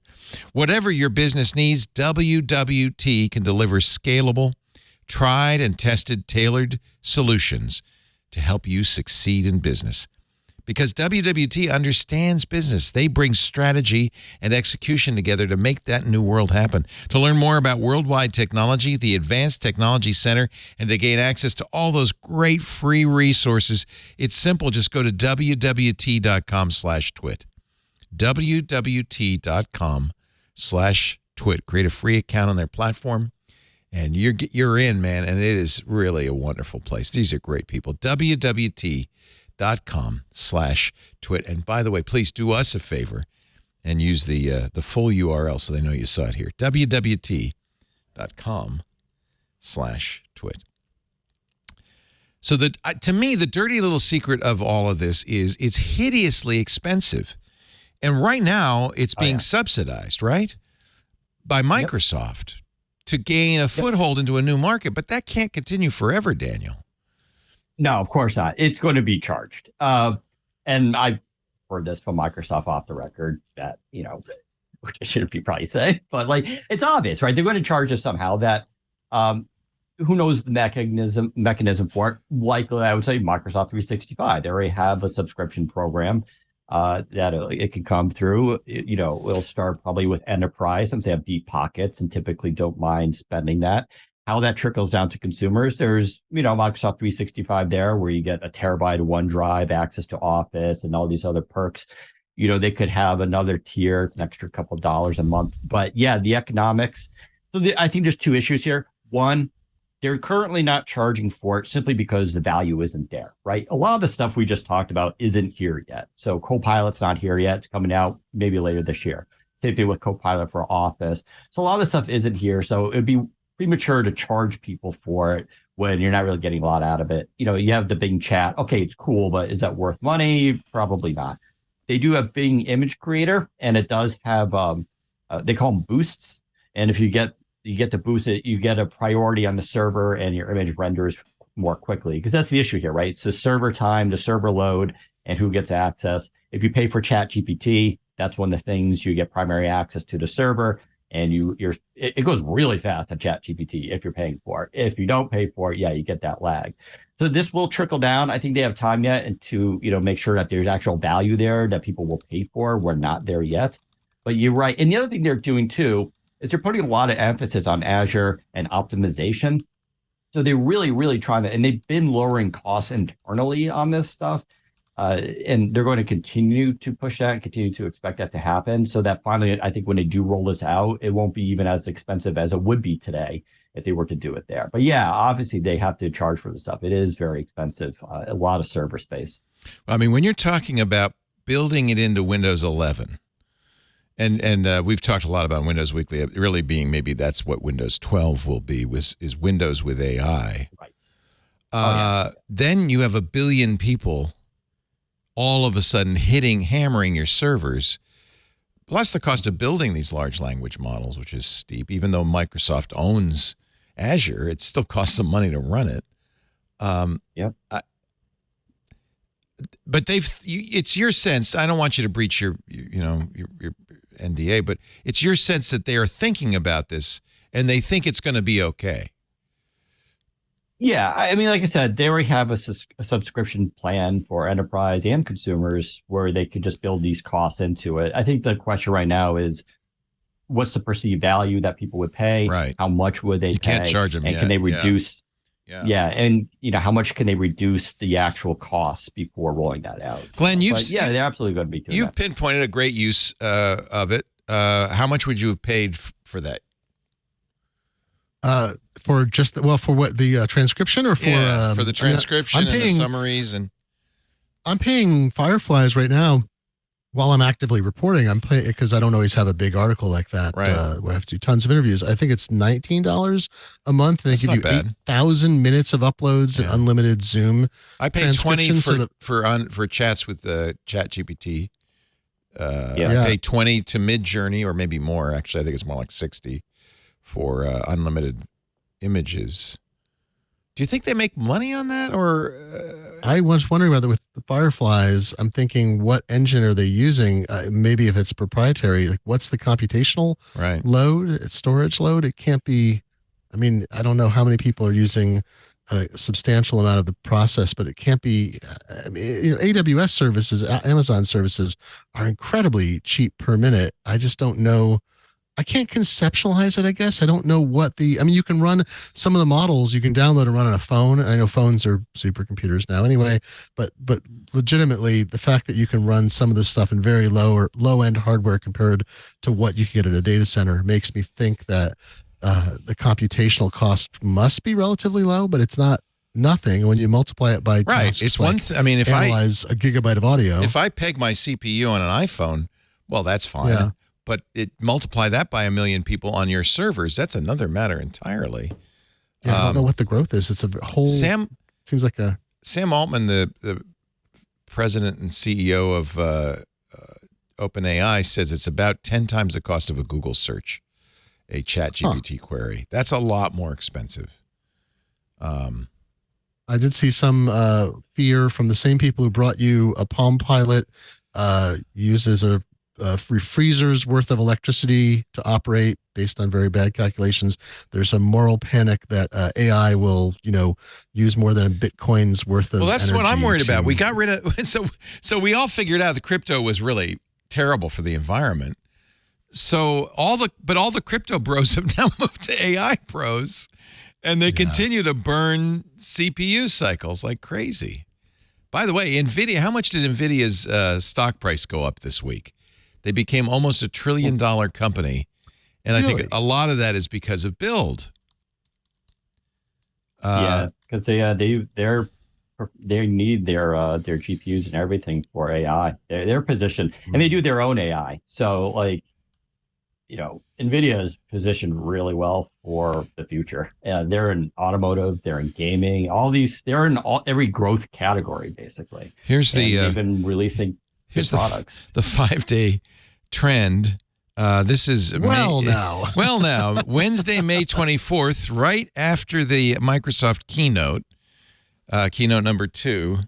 I think that as I remember, they went up. Their market cap went up $200 billion. I think, as I remember. It's kind of crazy that the GPU, which was this very kind of specialized niche thing, like mostly of interest to gamers or people who were, like computer animators, has become this like really desirable computing commodity. Mm-hmm. Yeah. And Intel has badly missed that transition. It's not the only transition that Intel missed, but it's not that bad for Intel, but you're right about the GPU. I mean, for instance, the blurring in my background, I always talk about this. This is done by NVIDIA. You use that NVIDIA technology, don't you? That's really good. Yeah. So this is using the GPU real time to blur the background. It's also doing my voice in the sense that it filters out my background. Plus, look away from us.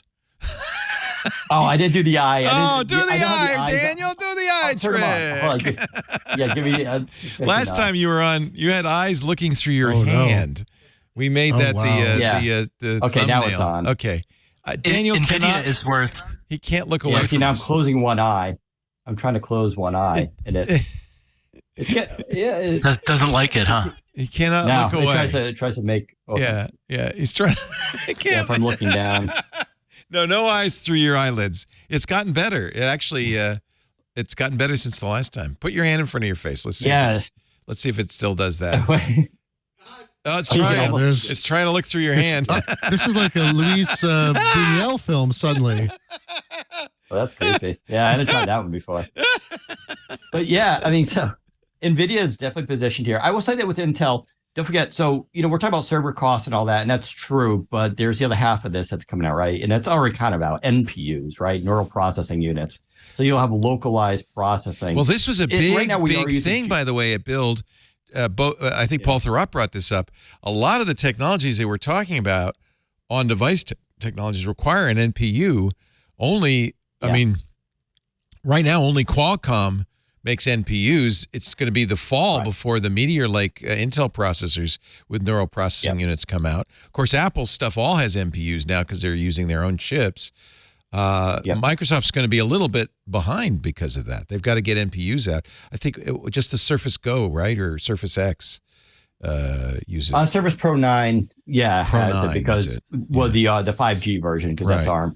So that can do native background blurring, AI tracking, and all that kind of stuff, and that's NPU. Right now, we're relying on GPUs mostly to do that, and occasionally CPUs. Fine, but it's brute force. NPUs are hard-coded designed to handle AI.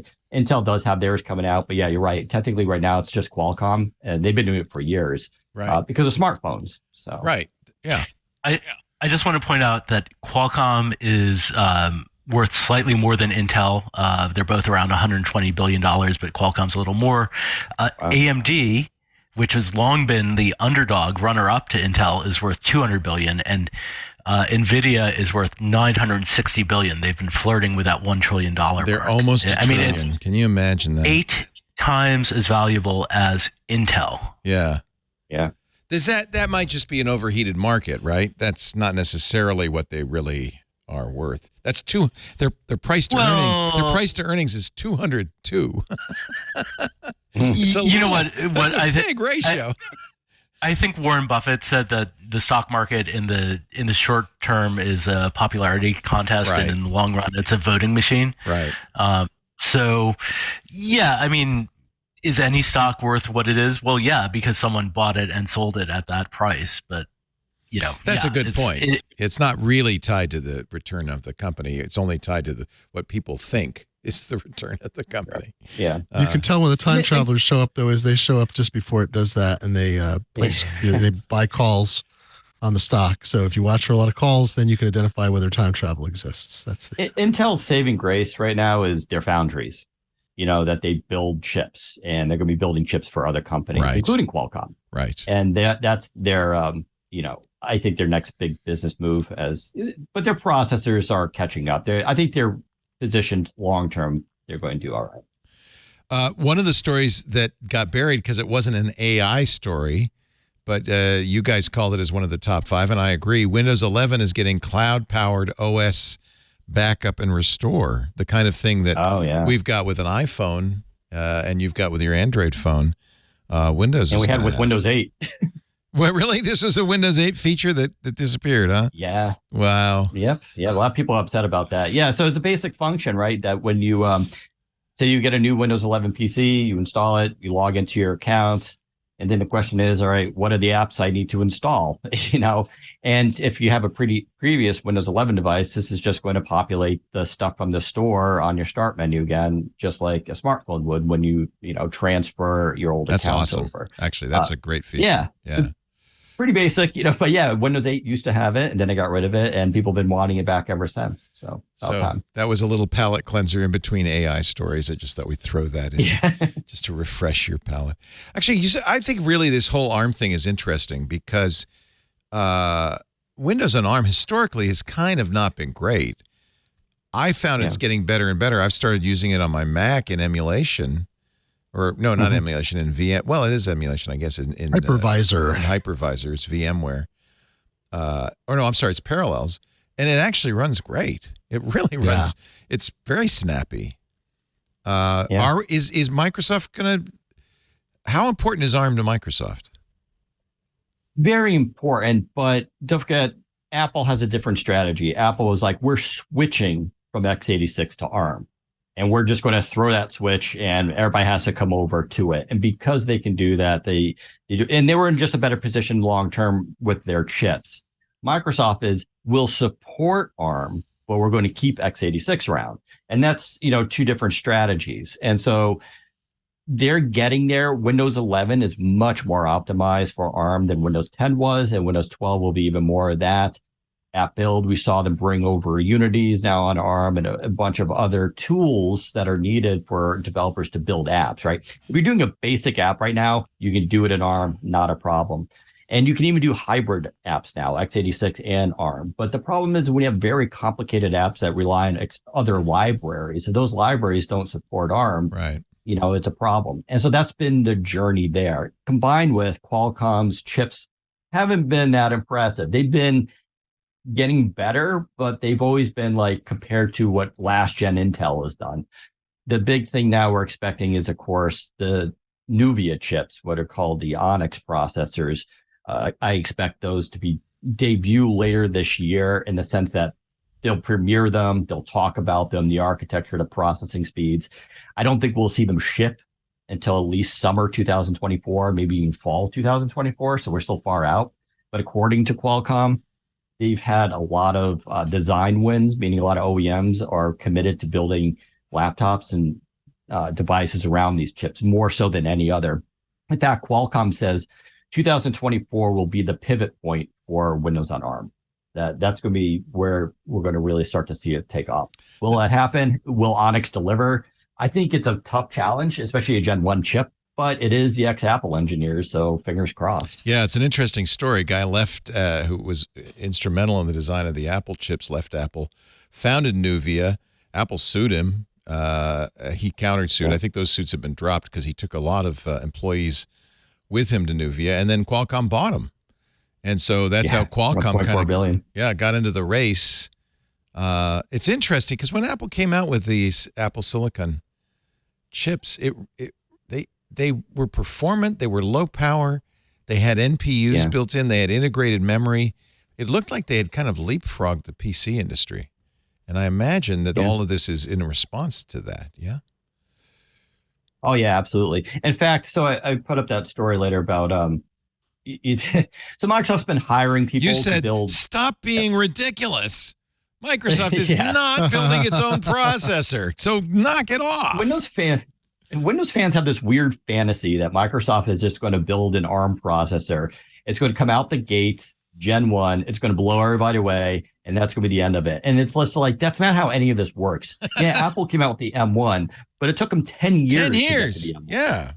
They were doing it for a very long time, and they had a lot of devices to test it on and scale. Microsoft does not have an A4 processor to start with to build up to an M1. Apple was putting these out on the iPhone for years. Yeah. So I think there's some truth to this in this sense that I do believe Microsoft experiments with chips and chip design. I think that's actually publicly known that they've done that. They've done it with, for server chips and have explored that. They have people working on it. They build their own co-processors. That's public knowledge. They have them in the Surface device.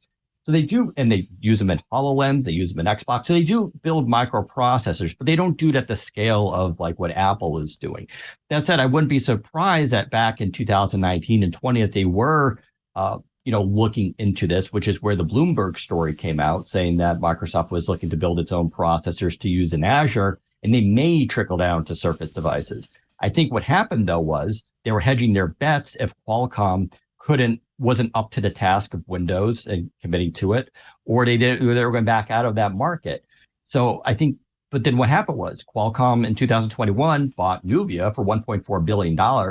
I think they did that because it was a strategic decision, but it was also sending a message to Microsoft, hey, we're serious, we're committing to this. And I think Microsoft was, okay, why would we need to build our own chip at this point when we're going to get it from these people? It doesn't make sense for Apple to make their own processor. Or Microsoft. Yeah. Yeah. Although if they did, it should go in this beautiful Cooler Master Sneaker X computer. That is. I don't get this stuff. That's a case mod. But... It's only $6,000.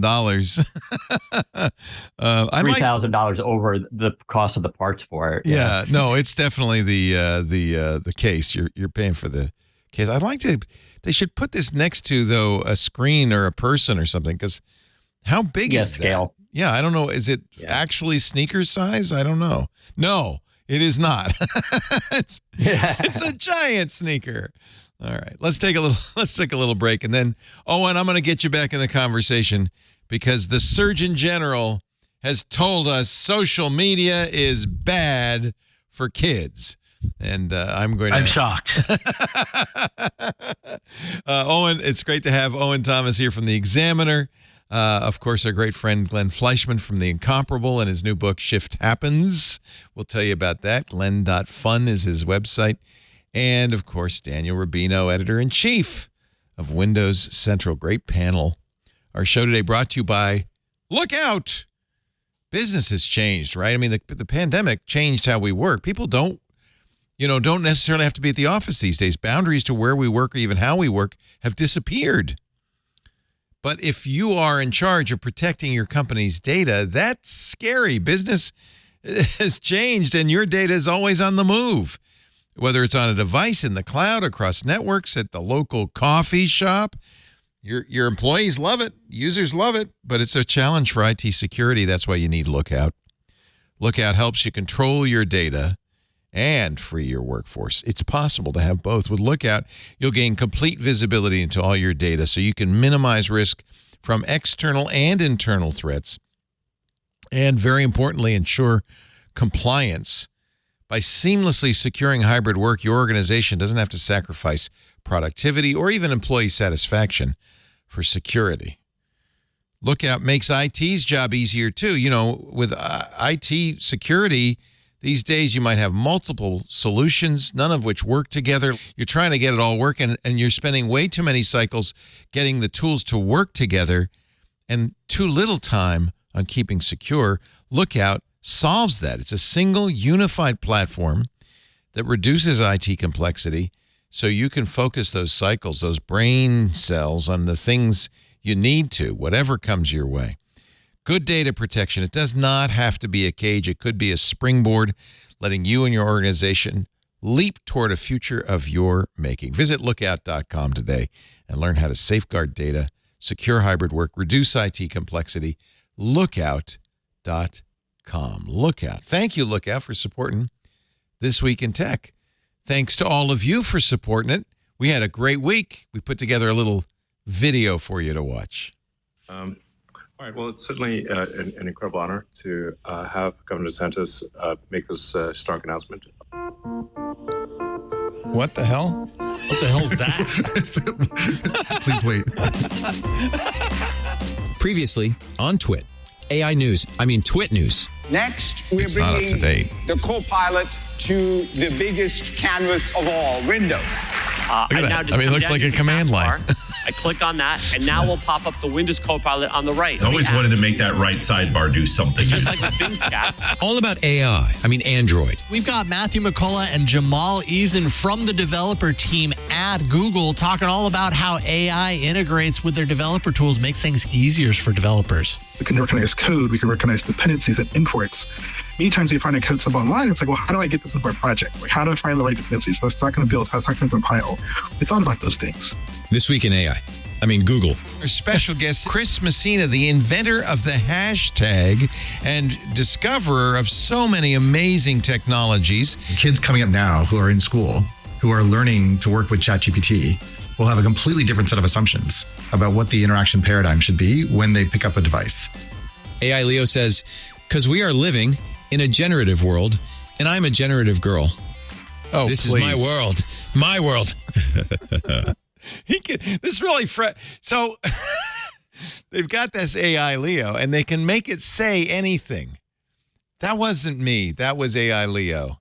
I'm living in a generative world. Please. Holy cow. I would never expect a Madonna reference from you, Liam. If I'm honest. Oh, come on. What about Taylor Swift? You know I'm a Swiftie. Oh, yeah, that I can see. Okay. That I can see. Surgeon General has warned that Taylor Swift may harm children and adolescents. Wait a minute. No, sorry. Social media. Although, Surgeon General, there are things in this world that could harm them much worse than spending a little time on Instagram.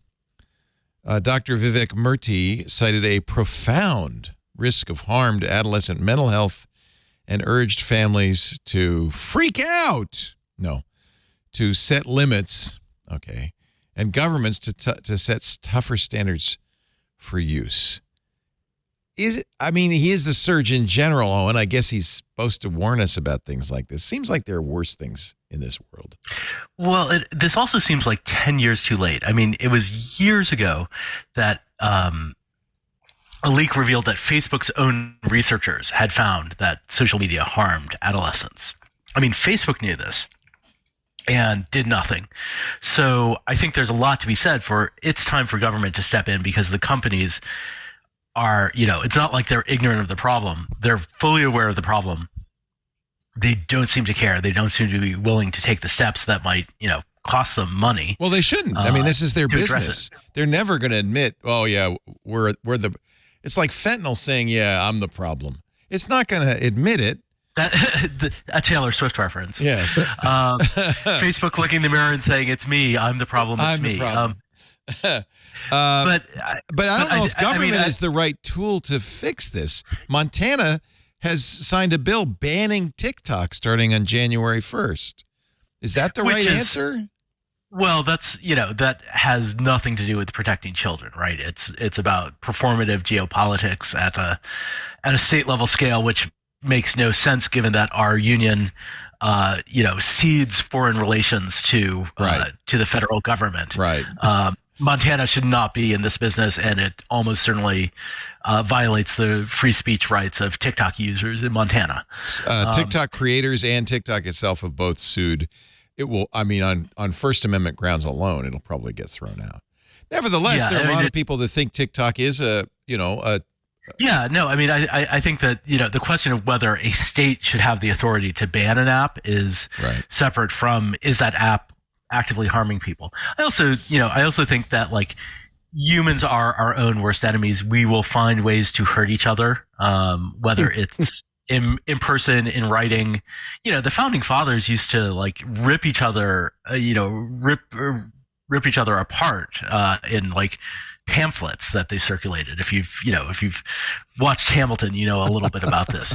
But to the point, I mean, aside from being a decade too late, I think there is a lot of value here to the Surgeon General, even if it doesn't lead to regulation, just saying this is a real problem. The flip side is that this horse is out of the barn. Teens are going to use social media. What we need to do is adapt to it and figure out how to get our youth, like, in a healthy place where they can be on social media, know how to take it with a certain lightness and grace, and also behave appropriately, because a lot of the problem is teens bullying other teens. It's mean girls on internet on internet steroids. I have to point out the number one cause of death among children and adolescents in the United States is firearms. They're not doing anything about that. I think the Surgeon General put out a warning about firearms a long time ago. Well, firearms will kill you, so be careful. Yeah. Yeah. No, I mean, this is actually, it's a public health disaster. Firearms fall into that category. There's been a lot of efforts at state and federal level to declare it that. And it's funny, the social media thing might fall in the same category where it's like, yeah, we all think, or not we all, but a significant number of people think it's a bad idea to allow unfettered access.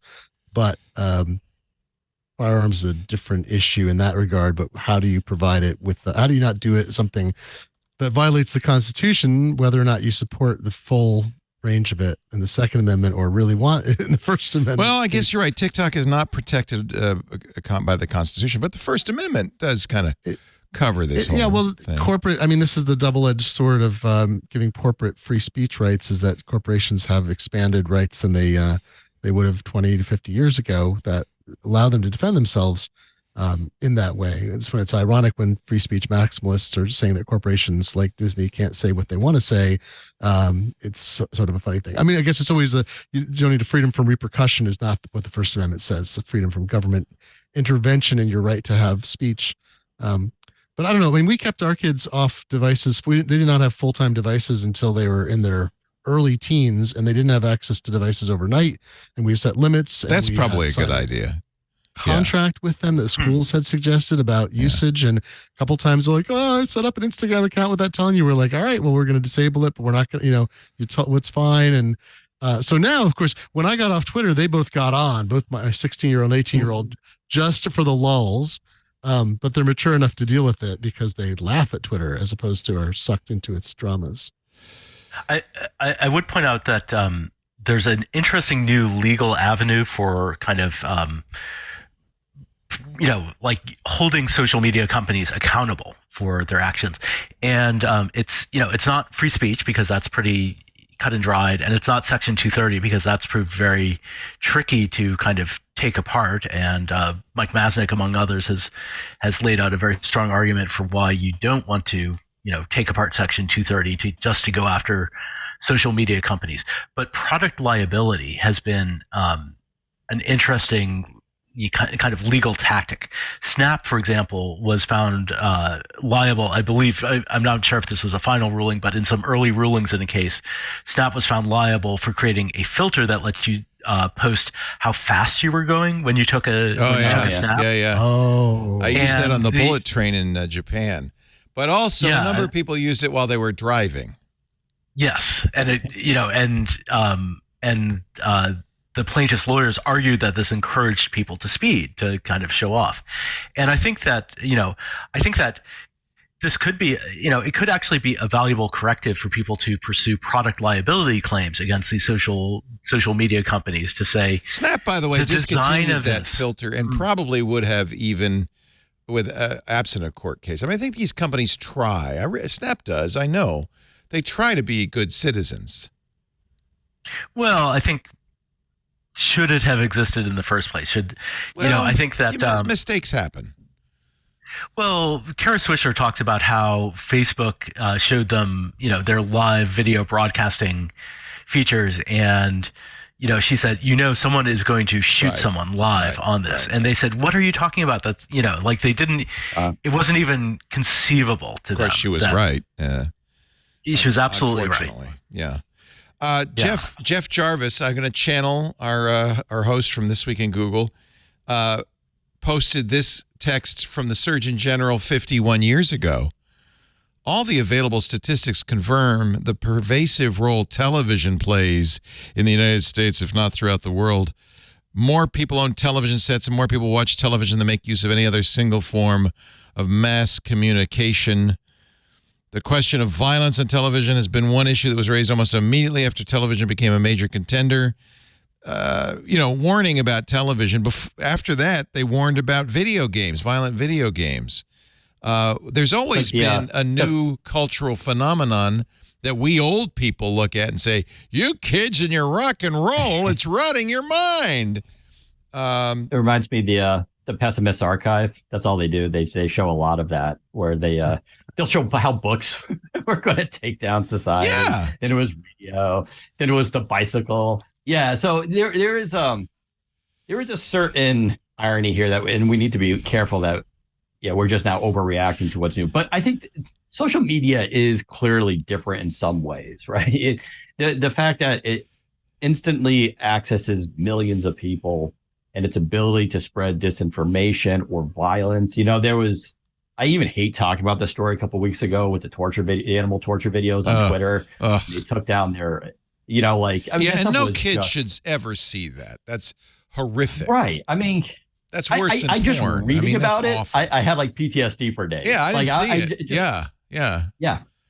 Just reading about it was so disturbing. I couldn't imagine children who saw that stuff. And it's like, what do you do about that? Especially since currently, with Elon, I hate that we keep picking on him, but he has no reaction to this, right? It doesn't seem to be a concern. And then you have with the Republicans, it's like you have free speech and you can do whatever you want, but then TikTok's Chinese, so maybe we should ban it. Yeah. It's just it's all over the place. And meanwhile though, and to be fair, in China, what do? Right? They ban social media. They don't let the kids on stuff. They're limited to gaming just for a couple hours a week, and they force the kids to learn stuff. And so their children are all focus, education, engineering. And our kids are just on social media all the time. I mean, TikTok's not even in China. I always thought that was interesting. Well, they have their own version of it. Yeah. But TikTok is for the rest of the world, right? So it's sort of it's a fascinating thing. And I don't, we had the First Amendment, so you can't just ban stuff. But we should ban candy because it rots your teeth. Right. Hell yeah. No candy allowed. As mayor of New York, Mike Bloomberg pushed the. He didn't want sugary beverage tax. Pop. Yeah. Here, by the way, thank you for name checking the Pessimist Archive, Daniel. This is fantastic. Look at this one: Teddy Bears Doom Race. The teddy bear is not kidding. 1907. The teddy bear is a social menace, an aider and abetter of race suicide. We've always had this moral panic. I'm going to send this site to Jeff Jarvis.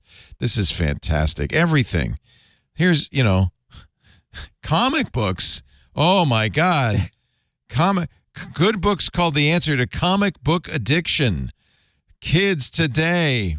Evil Communications. Comic books give tots bad habits.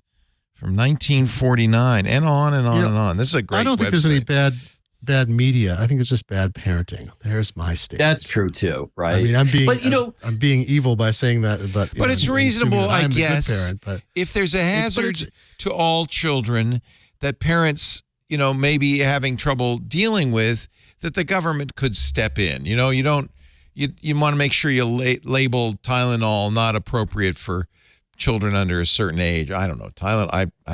I literally have a friend who lost her daughter to Tylenol overdose. Wow. I mean, it's a deadly So terrible, deadly medicine.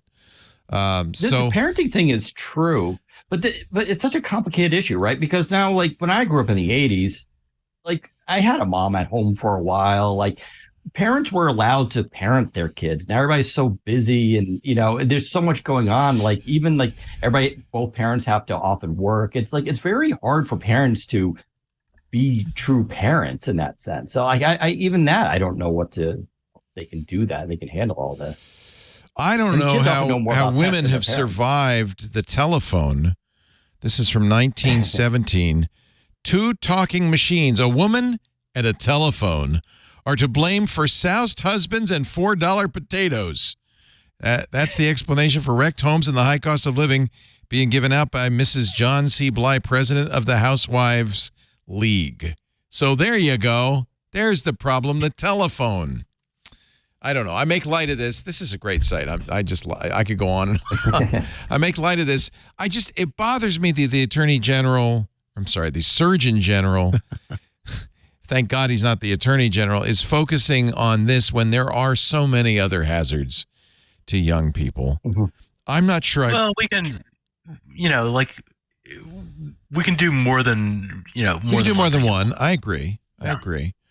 But I think it's overstating the case to say, for instance, the mental health issues in young women in America today are due to Instagram and Facebook. I mean, that seems a stretch to me. Well, it's like accelerants are always a problem, and they're hard to measure because for some people it has no effect, and other people, it can be a devastating thing that they wouldn't otherwise have encountered. And so the question is the greater exposure to things that otherwise someone might not have seen, is that worse than in real life? If the internet didn't exist, would they be facing the same hazards at this time? You can't really do an A/B test on that. I mean, we talk to our children frankly about drugs, and it's like, we're like, look, fentanyl is a different category. So, Instagram and Facebook didn't exist when we were children, neither did fentanyl in this variety. And it's like, fentanyl is destroying people and killing people. And it's not like pot, or even, it's not even like heroin. It's not even like other of these super hard drugs when we were kids. Some of which were circulating around. I knew people who were engaged with. It's like fentanyl is a whole new thing. So how do you respond to fentanyl? I think there is a little bit, not that Facebook is fentanyl, but it's like there is a little bit of that. Like, well, it's 1,000,000 times more powerful than the telephone, than a comic book, and it's free, and it's free, and your parents don't want you to do it. So I think you did the very sensible thing, and we used to do that. We turn off the router at 10 p.m. Because kids will, if they are, it's addictive. I'll stay up all night if I start looking at Instagram. I can see doom scrolling and all that. And, there's certain things you can do. Fortunately, my kids are a little bit older. I didn't have the same problems. Dr. Murty has also decried the public health crisis of loneliness, isolation, and the lack of connection in our country. I think that's true. I don't know if it's government's job to fix it, I guess, is my question. Yeah, well, I think just highlighting it is important. Yeah, Professor Galloway, Scott, he talks about this all the time, and I think it's true. Between the pandemic and the changing social structures, and how men is being perceived, like there's a lot of moving parts here, and I take it for granted. I love working from home. I love being an introvert, being a shut-in. But I'm also in my 40s. I've done my time. Right. I wasn't like that in my teens and 20s. But if you're in your teens and 20s, those are formative years to build these skills out. And if you're not getting them, it's like it can cause a lot of problems. And there's that issue with, and I forgot the name already, but they have it in Japan with pillow brides. Yeah, well, it's called like I forgot the name of it, but there's a name for it. Where they don't leave the house. Oh, yeah, they pull out of society basically, and that's starting to happen here for different reasons. There's changing, and now you have steroid use going up in young men because of now it's like body image stuff going on with men too, because everybody wants to, they go on Instagram and they see all these guys who are jacked, and it's just like there's a lot of stuff that's going on, which is why I'm not a parent, by the way. Because even I'm like, well, Mix, I don't know how I would handle this stuff either. I think it's very complicated. It's called. And by the way, AI is making. Go ahead. Oh, sorry. AI is making all of that worse, right? All of the filters. AI makes everything worse. Everything.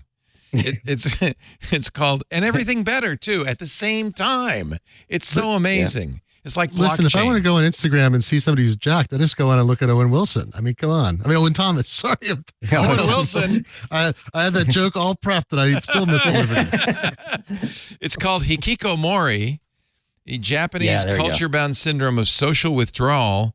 This is an article from the National Institutes of Health recommending it be added to the DSM, the Diagnostic Manual for a Mental Illness. I don't know if that's, I don't know, is it a new psychiatric disorder? Or, I don't know. Next week, we'll talk. I thought I would with you, Glenn, talk about what Apple's going to do a week from Monday, but I guess we'll do that next Sunday. That's going to be. I might lose my bet. I may have to eat a hat. You think that Apple is not going to release a VR helmet or what? Well, my argument was I didn't think they were going to release one as a product that would ship this year for a reasonable sum of money, but I thought it's possible they'd do a developer release that would be anchored to a computer and only available to developers and in limited quantities. And so I think I'm right about that second part. But all the word that's coming out from people who seem to know birdies inside the company, which only happens when things are getting actually close to being released, that this information comes out, seems like Apple will be ready to ship it this year as a consumer product. I still think it's ridiculous. I don't see how they're going to make it work, but I could very well be wrong. Let's just to get this on record, exactly right. You're not saying they won't announce something. You're not saying it won't be a developer product. You just don't think it will ship as a consumer product in 2023. Yeah, I don't think it'll be out this year. It just doesn't seem right from like who would buy it is what you're saying. Yeah. Well, that and physics and hardware and what's developed for it. I don't think if developers get the thing, if Apple announces in June, even if they're ready to ship a developer test version, which they've done for multiple previous products in major transitions over time, then it's one thing to port software across generations of Intel hardware, Intel to M1 or whatever. Those things have happened before. It's another to develop stuff that's entirely new and compelling in an AR, VR environment, and I just don't think there's time to make it happen. But I also just don't think the hardware could exist the way it's described. It's either ridiculous if they're going to ship what's being described widely, sounds like an absurd Homer Simpson's car to me, and if it's not that, I don't think the technology exists to make a thing that won't be like that. So that's my thinking. I'm not disagreeing. I'm not betting against you. Ready to be wrong. I am not betting against you. I think you might be wrong, but not because you're not right. You're wrong because Apple's executives have put so much wood in those arrows that they can't pull back at this point. So even though you're absolutely right, Apple should not do this. They're going to do it. And I think it's going to be the worst product mistake Apple has ever made in its history. I mean, it's going to be bad. Wow, bigger than the Newton?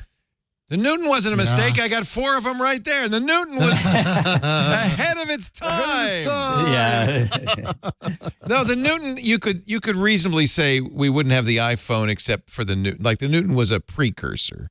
Maybe this will be the Newton for what is to come in AR.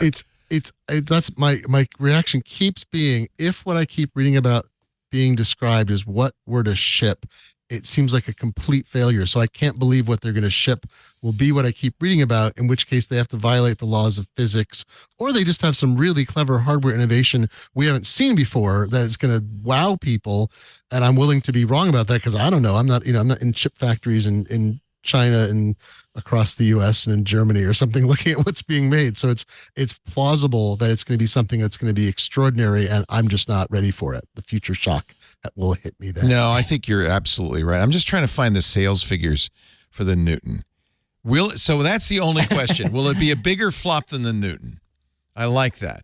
I mean, I owned an Apple Cube. I owned a G4 Cube. I bought the Cube on the last day. I got it home, and the news came out they were discontinuing it. The question is, do you think they're going to talk about AI? Because they've been so quiet about any of that. Yeah. Hope so. And to me, that's the weirdest part of this. It's like, if they're doing AR, VR, it's like, all right. But everybody else is just like, no, we're switching positions now on that. That's last year's fad. We're moving on. Where AI is the new thing. And here's Apple like, we're going to do AR, VR. Either they're geniuses and really figure this out, like, what Glenn is kind of alluding to, maybe. Or, this could be just a really big error in terms of guidance. I think it's going to be a huge error. I really do. They have the neural cores. They've been making chips with multiple cores. I mean, I like Apple's approach. They've done a lot of machine learning stuff that is not very flashy, but works actually quite well. That's the device to device and end-to-end encrypted and relies on, in some cases, dedicated cores. Like Apple added, OCR to Photos library. So every piece of text now I can search on it. That's extraordinary. It's an incredible improvement, and it's so quiet. Most people don't know they did it because they want it just to be something that's emergent when you search, and you just there's more things. That will be maybe Tim Cook. That would be an interesting tack to take. That Tim Cook comes out and says, "We don't think AI is ready. We don't think it's safe. We think it should be incorporated into existing products in a way that's safe, reliable, and private." And that's what we do as the privacy company. Meanwhile, casting shade on Google and Microsoft as not caring one bit about your privacy or accuracy. The Newton, according to Ars Technica, sold an estimated 200,000 units. Now, it's interesting because Apple's saying they expect to sell 100,000 of these nerd helmets. So maybe Apple really is, in their mind, thinking this is our Newton. And we will. How long was it after the Newton came out? They came out with the iPhone. The Newton was it like 12, 15 years? Yeah, it's quite a while. 1997 to 2007. Yeah. So it's exactly 10 years. Period. Yeah. So it might be. That might be accurate. They might be saying in 10 years we'll have the AR device, the equivalent of the iPhone to the Newton. Yeah, that'd be interesting, wouldn't it? I actually have a little soft spot in my heart for the Newton. If this is a Newton, that wouldn't be so bad. Yeah, that wouldn't be so bad. But, and by the way, let's not forget that one of the outcomes of Newton was the ARM processor. Which was the processor used in the Newton. Apple bought, or actually founded ARM based on the Acorn RISC machine, ARM. And eventually sold off their stake, but there would be no ARM without Newton. Forgot about that. That's so good. these early, and Apple. I think Tim Cook is very aware of Apple history and the lessons learned. It might very well be that's how they think of this. You've given me a new perspective on this. So it's not that you're wrong. You're just not right. I appreciate it's very Stephen Colbert. You're so wrong. Then why are you right? You're not right. My analysis is correct and the patient is dead, but the patient should be alive according to my calculations. According to my careful calculations. I'm glad that y'all decided to come out and play today. That's what I'm going to say, even though you really didn't have to leave your homes. Owen Thomas, San Francisco Examiner. Bring back Ditherati. Love you. It's great to see you. And please give your favorite furry Alex a hug. No, I'm sorry. You're his daddy. I'm sorry. Let's get that right. No, I'm just teasing. I like to tease Alex. He lives in my boyhood home. Have I mentioned that? How many times have I mentioned that? That's hilarious. You didn't know that? Is there a plaque? In Providence? In Providence, Rhode Island. That house. That same house. Yeah. That is freaky. We found out it was a complete coincidence. His fiance at the time, now wife, Liza, was out visiting, and was doing her residency at Brown. I said, I used to live in Providence. She said, oh, yeah, I grew up there. Where'd you live? I said, well, I told her the street. She said, yeah, what number? And I told her the number. She said, yeah, that's my house. Wow. Oh, my gosh. Yeah. Crazy. They gave me a tour last time I was out there. Anyway. That's amazing. So where's is there like a velvet rope in front of your bedroom? There is a plaque. Yes, there is a plaque. Leo Laporte slept here. It's actually, they've done a nice job. They've fixed it up. It's beautiful. Yeah, but I did visit my old bedroom. That's great. Yeah, and it hasn't changed that much. It's kind of a strange experience. That is Glenn Fleischman. We've got to give a plug to Shift Happens. Is it too late to get a copy? No, you can still get it. If you go to shifthappens.site, there's a site that lets you pre-order. We have set the order, the number of books that will ever be printed, probably, because it's a big project. And then the printer said, got to order paper because there's still a little bit of paper shortage. Oh dear. So and this is it's ultimately 1,376 pages across 3 volumes. It's a lot of paper. So they got to go and talked to the mills, and the mills are still doing literally rationing. Like the printers can't order more than a certain amount each month of certain kinds of stock. So wow. It's and this is going to be a full color, beautiful.